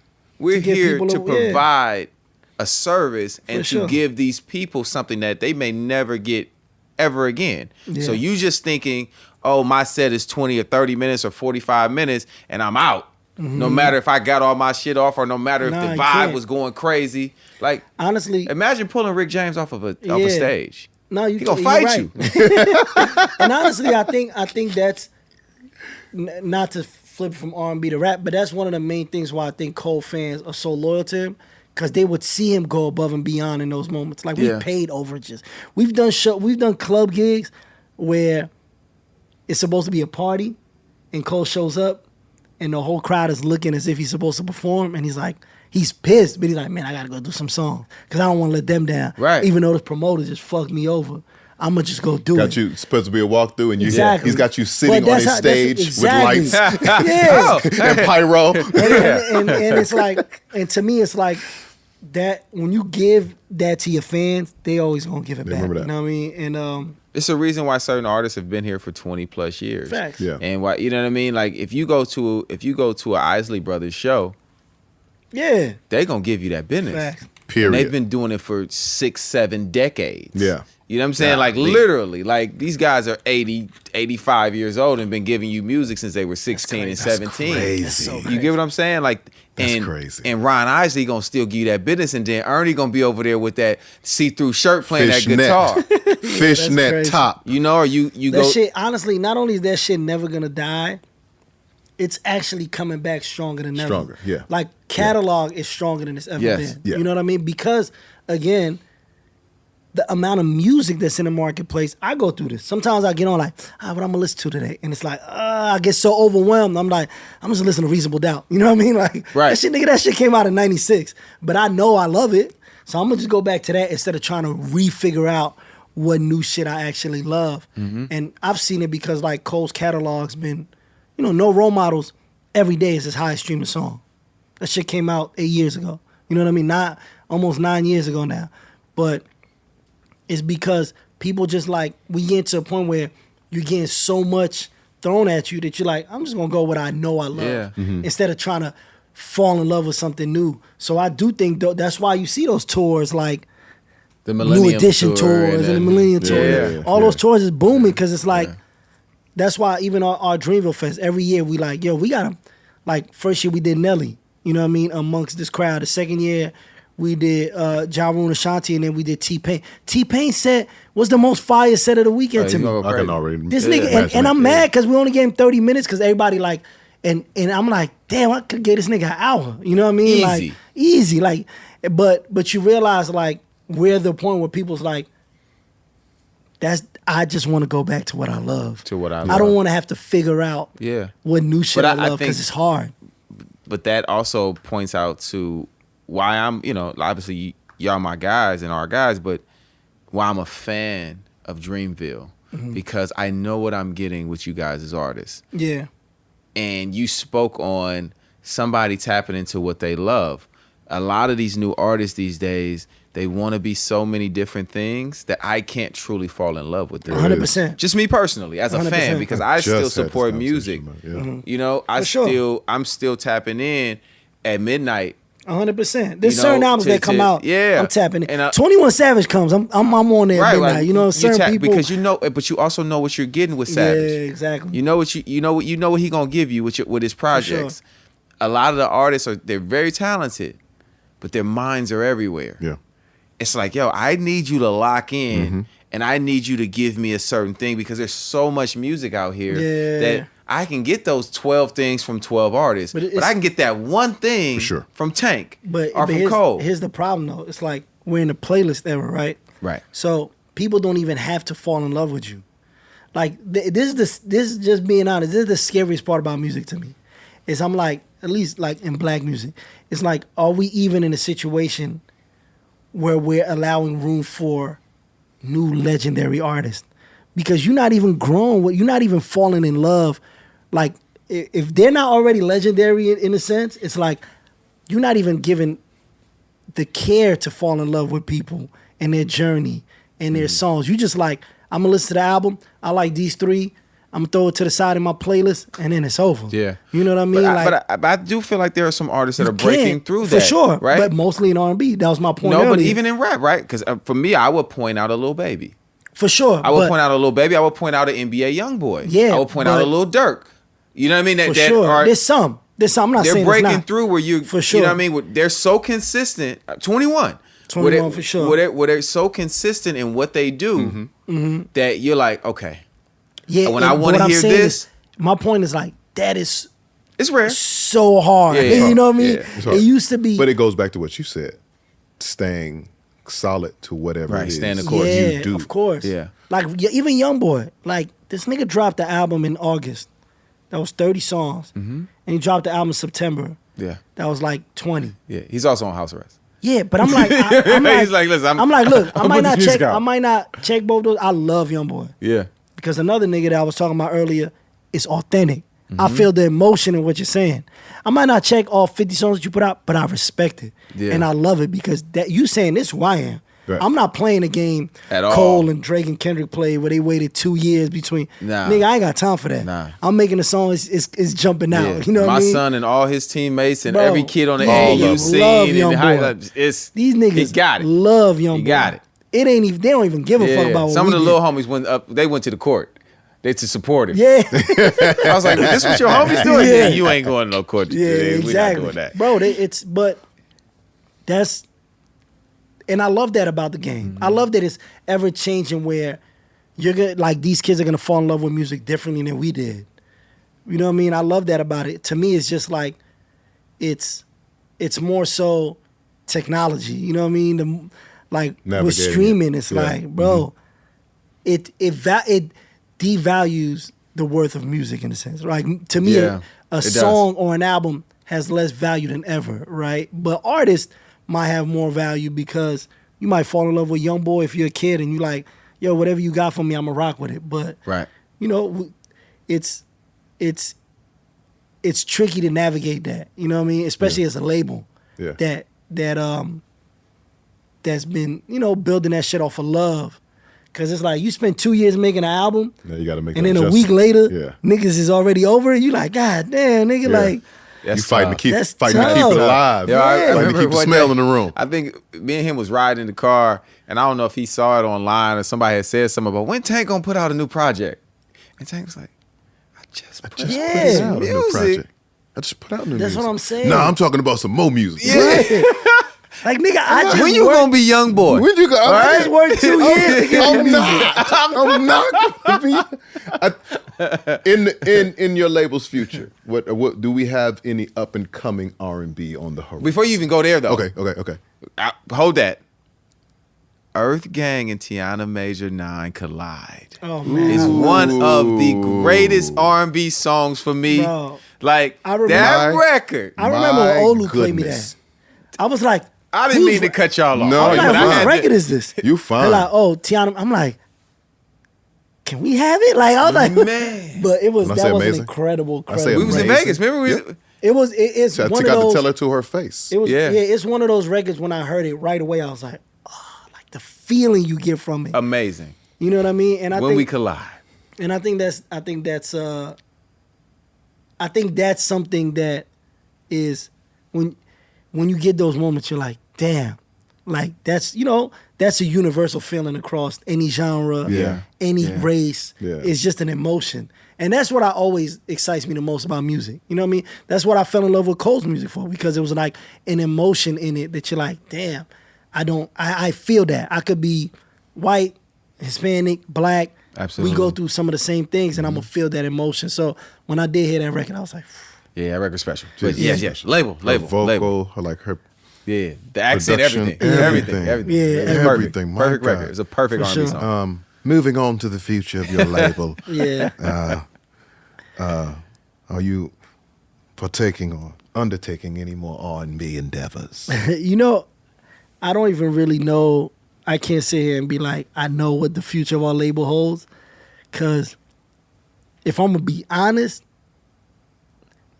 I don't actually even want to sign any more artists. Like, I feel like I want to dedicate what I can to these artists to get them as far as they could or as far as they want to. But, to take on more is just taking away from them. You know what I mean? And I feel like as a team, it's like we already got a lot of artists. You know what I mean? It's like, you don't want to spread yourself too thin. yeah, it's unfair to not only the artist, but it's unfair to our staff to just have to. So to me, it's like I haven't even thought of any more artists. I know Cole's the same. It's just more so like just putting these artists in a position, because also like we really treat everybody that's come through our doors like family, and it's but so much love That's you tough. can give to No, it. that's- Like, you that's know what I tough mean? to It's do. tough to like really just and I truly, genuinely love everyone on our label. Like, I want to see them win so much that I'm like, I don't know if adding more to that is fair. You know what I mean? So Gotcha. that's just the reality of it. All right. Well, we're gonna Respect that. get into your R&B But mind. but I do love working on R&B. Like, Cole, I think Cole specifically, I always tell him his next phase of his career is really producing and getting in with artists. He loves that. Like, he's gotten in with Element. He's gotten in with, just he loves that space. Him watching him work with Ari, I see like, damn, this is like, you really love this. You know what I mean? Yeah. Like on the intro of her album, like he wrote that with her, and even just the conversation he's had with her throughout her career. So I know that's something that is fun to us. You know what I mean? Like, work wise, being able to get in with artists and kind of like craft, like, yo, this, like this would sound dope or whatever. So I do think there's always gonna be something there. I just don't know what yet. You know what I mean? Okay. No, definitely. Okay. As we were going there, we're gonna go to your R&B mind. I want to know. I already know one, but I want to know your top 5 R&B artists of all time, male or female. All right. Well, Jodeci gotta be up there. You know what I mean? I grew up a huge Jodeci fan, so we gotta put that up there.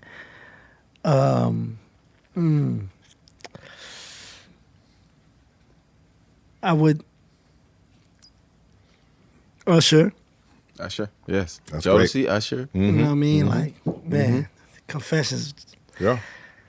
You put that up against any album, Anything. any genre, Anything. and Of all any time. time. All time. You know what I mean? I think Confessions and Miseducation is like two of the best albums in any I genre. was just listening to that the other day. Yeah. Erica. Erykah Badu. I love Erica. I love you too, Erica.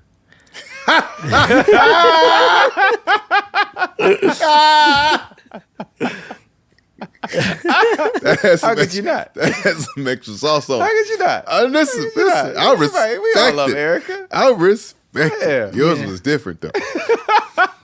Erica. Love Erica. We're going to leave some people out because they done, No, we don't love it. Not on the R&B Money podcast. If you would like to, that's on you. Nah, But we you don't know. leave nobody out Yeah, on the R&B yeah. Money podcast. they done did too many wild shit. We can't, right, we can't okay. even revisit. That's not true.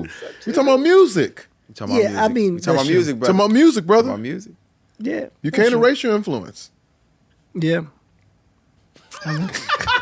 Trying to set me up. I'm gonna leave. I'm just saying. I'm gonna get. I know what I'm talking about. I promise you, it's not a setup because not you. I know what I'm talking about. Yeah. But y'all know, Nah, some niggas just incredible. They just terrible people, and we just gonna leave it at that. Who was that?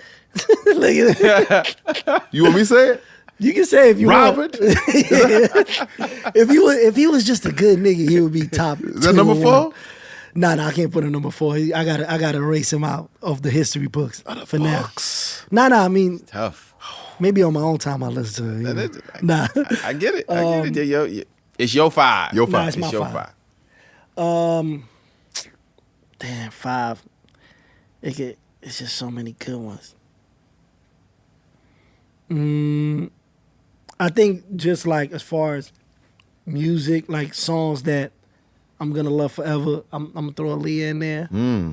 Cause some of her songs is gonna, you know, it's like They stood the test it's of time. where you at in your life when you first heard them. You know what I mean? It's like I don't want to count anybody that's like, I'm only counting people I grew up on. I don't want to count like the newer people because I feel like there's like a whole list of people. But who's last? Who am I missing?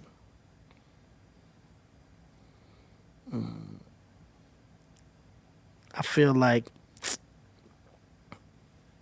I mean, I was honestly huge. I'm gonna put Alicia in there because them first them first 2 albums when I was growing up, like, man, I spun the fuck out of them shit. Yeah. So you know what I mean? I feel like that's a strong 5. That's Very a strong strong 5. Very Yeah. strong. Very strong. I remember I was on a show early with Alicia in Sacramento, and I came out and I'm doing my whole singing thing, and I got my bandana on, and, you know, a leather suit, leather outfit, whatever it's going, and I'm just trying to dazzle them with all of my newfound sex appeal. You know, that's what I was on. Shirt off, tank chain, just so they know my name to make sure. Yeah, in case if your you- name got to be in the chain, you right? got to. Just in case you ain't know. Just in case you didn't know, like it's right here. And that's what I'm trying to dazzle them with. It was Jimmy Cozier, me, and then Alicia Sometimes Keys. I You was on a love full J her. Records show. Sometimes And I love her Alicia now. Keys comes up there and starts singing and playing the piano. And I'm like, I can do that. Right. Why didn't I do that? Why did I think of that? Why didn't I do that? And she was up there killing. And I was like, "This, we gotta rearrange this, man, because she's."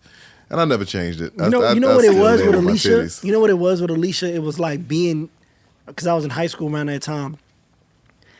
It felt like, and I'm from New York, so it felt like that little like street edge that she had, had it. along with like the beautiful chords and. But she made the piano crazy. feel like a DJ rig. Yeah, it was insane. It didn't look like she was like when I play the piano, I'm like playing the she's piano. playing You know what I'm aggressive. saying? Like I've playing learned from, you know, Brian McKnight and Yeah. Babyface, and you know, I'm a church musician. But when she playing it, she was She in had a here bounce with it. to Oh, it. she had a Yeah. bop to it, and Yeah. like just her lean and everything. I was like, that's mine don't come off like that. Yeah. Hers was very hip hop. Oh, you know who I Super. did forget though that I do want to mention is T-Pain.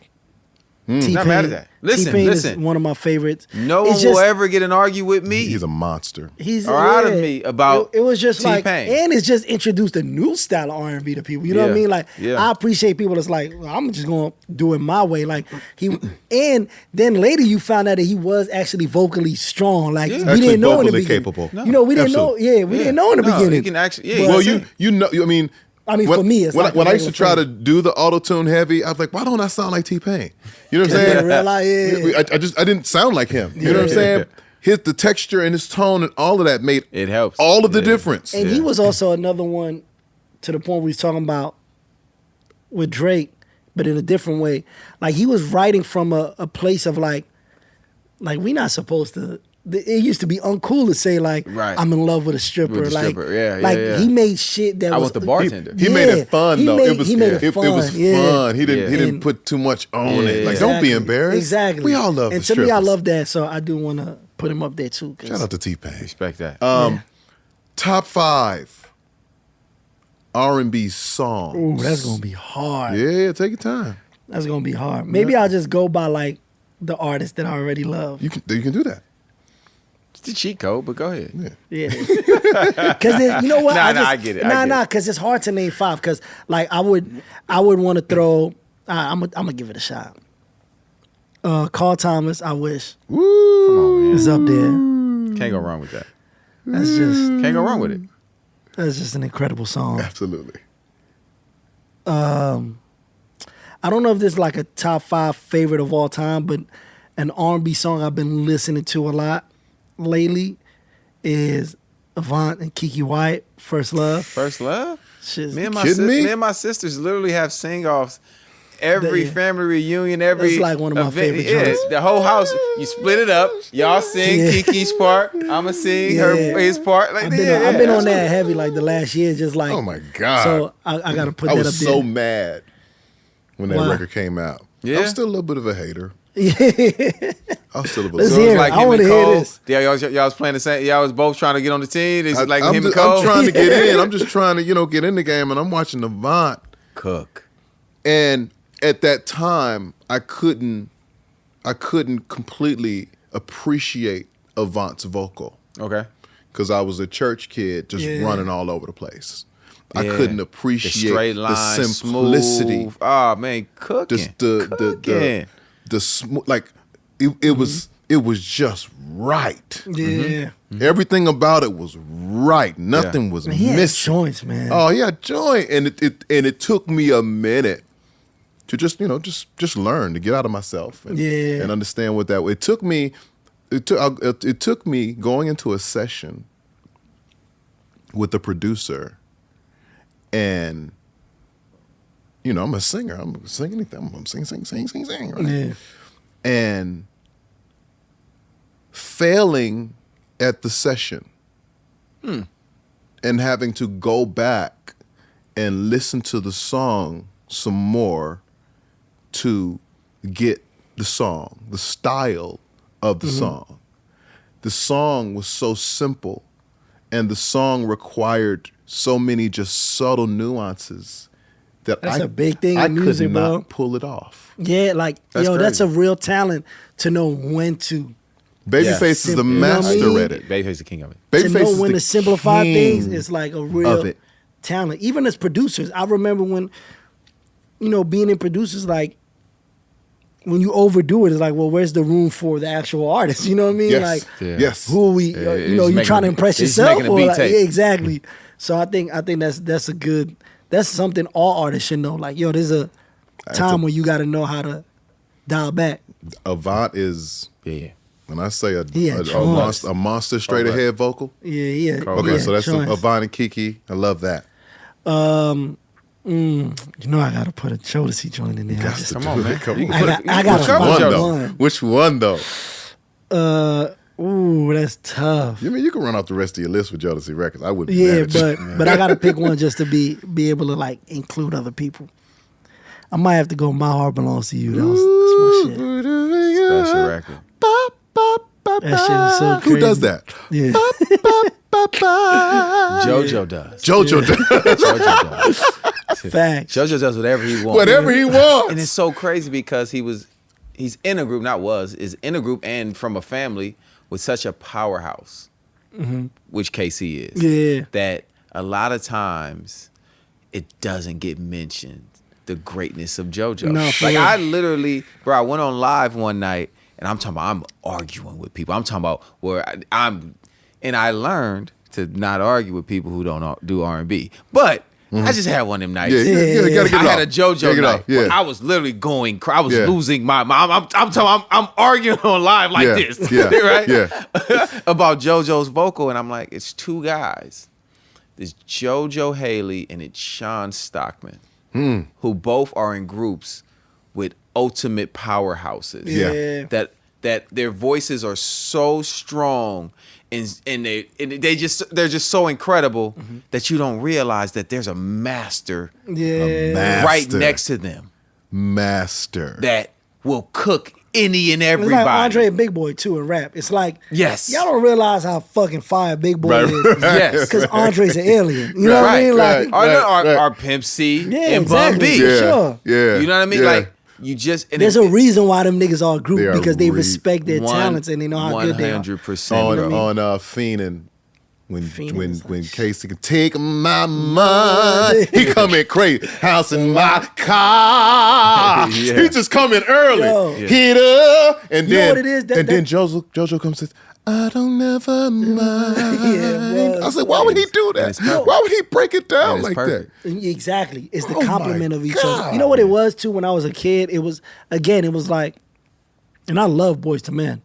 but it was like this edginess of like, it's like y'all are unique. Y'all are doing your own shit. Like, you know what I mean? I was always telling like people this. I think it's so weird that for some reason as a kid, I was always like, yeah, but and I don't know if this is fully true or not, but I used to always be like, yeah, but Jodeci, they produce and write all their own stuff. I don't think Boyz II Men write. Like, who gives a fuck? I'm like 10, 11 arguing about the fact that Devontae's doing all this work. Like, it makes them that much better. No, the crazy thing is Boyz II Men was writing all those. See, I didn't too. know They that. were In my writing those mind, I was records like, too. oh, y'all were like, Yeah. you know, like Yeah. like I mean, the they were factory. write every single Yeah. record. But Jodeci didn't write every single Yeah, record of course, either. but You it know what I felt mean? like- There's a Cal West. Yeah. There's I'll Be Sure. Oh, no, I found out You know what I mean? later. Like there were I found out guys. later, There were like, you know what I guys. mean? There was other I'm not people. taking from your guy. I I'm about to say, I yeah, know it you just will started jump over going the down. table about Devontae. Yeah. I already Devontae know. was a But let's legend. keep it funky though. But when we get into Diary of a Mad Band, Yeah, that album is flawless. we talking about Devontae That's Swing.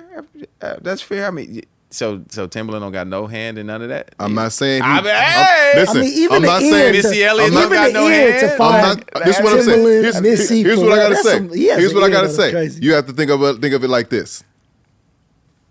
Devontae's sound Yes. has Yes. not, in any way, shape, or form, been replicated, No. No. And it hasn't got no.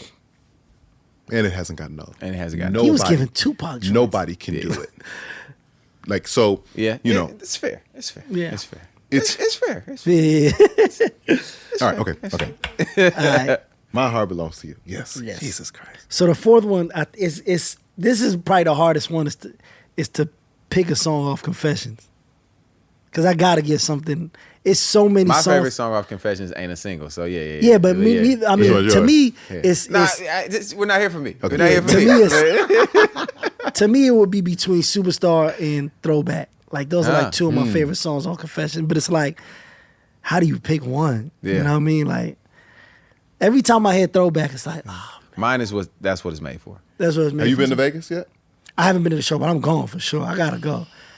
I gotta go. Yeah. Yeah.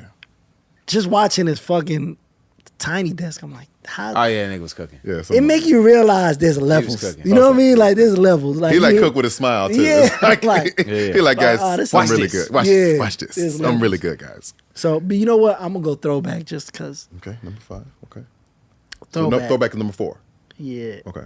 And then 5, ooh, that's tough. Cause then it gets into the reason I even mentioned the Ari thing. You know what I mean? Like I really like Why Don't We Fall in Love? Hold on, I'll You take Don't Know that back My too, Name. real quick before you. I'm sorry. Seduction is my favorite. Ooh, Seduction.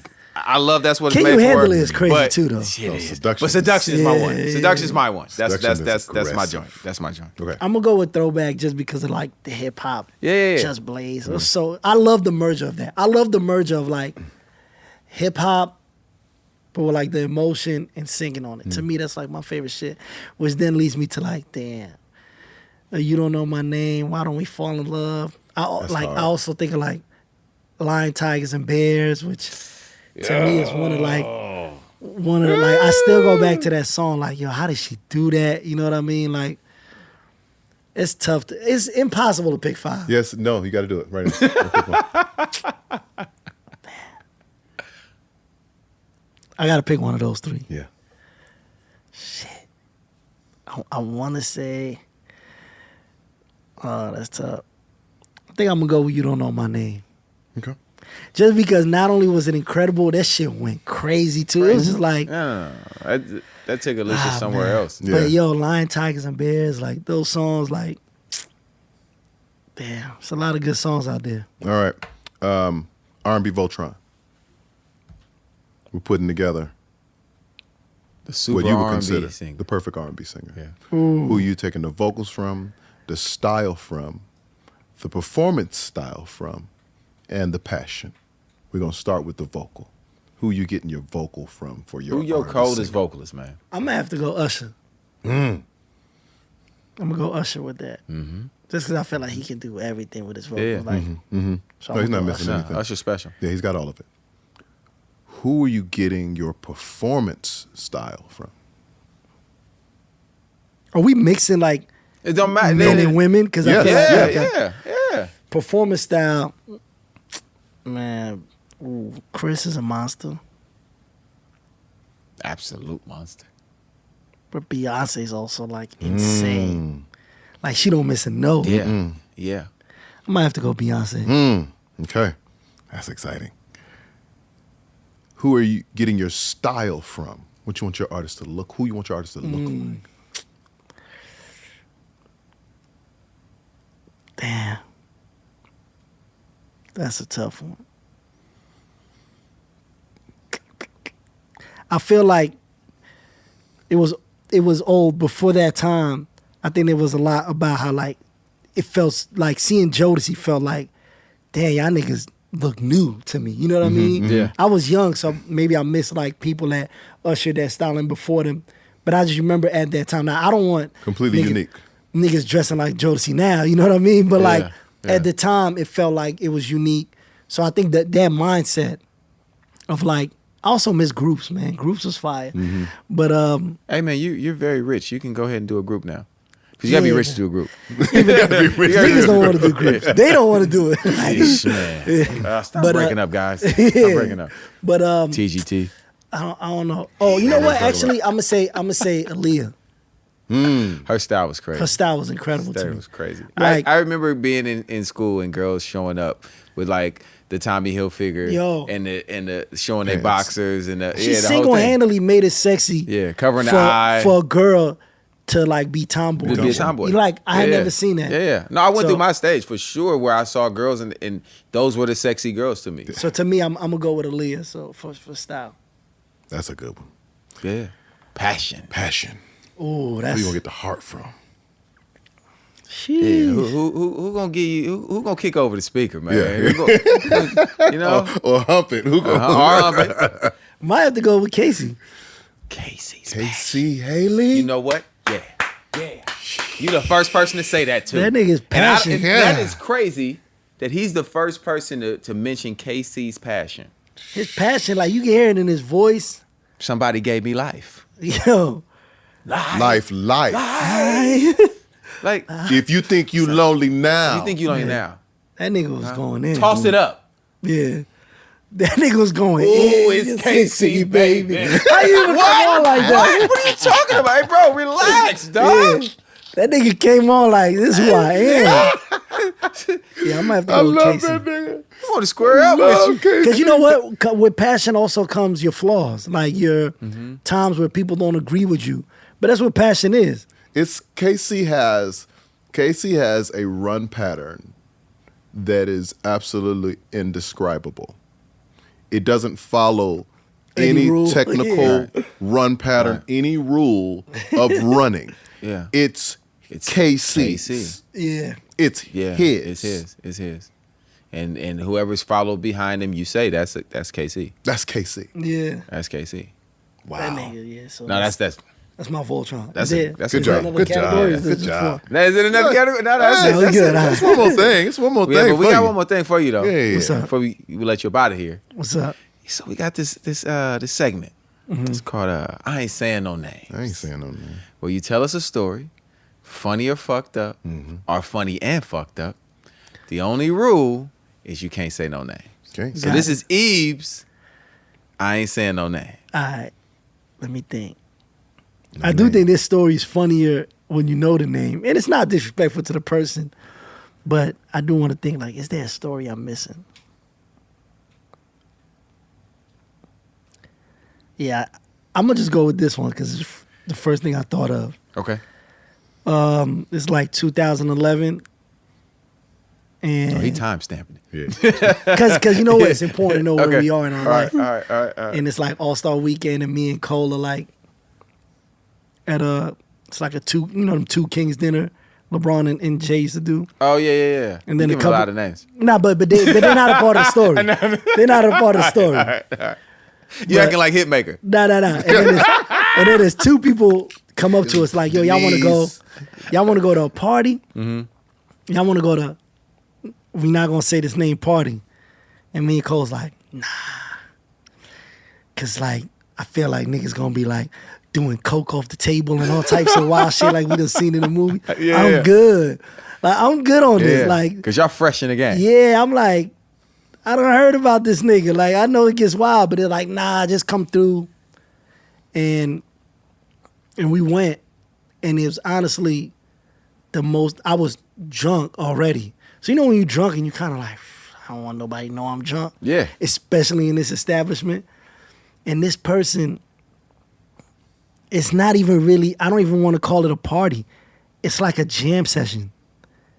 And this nigga goes up there and he just start playing the bass. His dancers all dancing. So it's like basically like we're in a performance venue in this person's house. Yeah.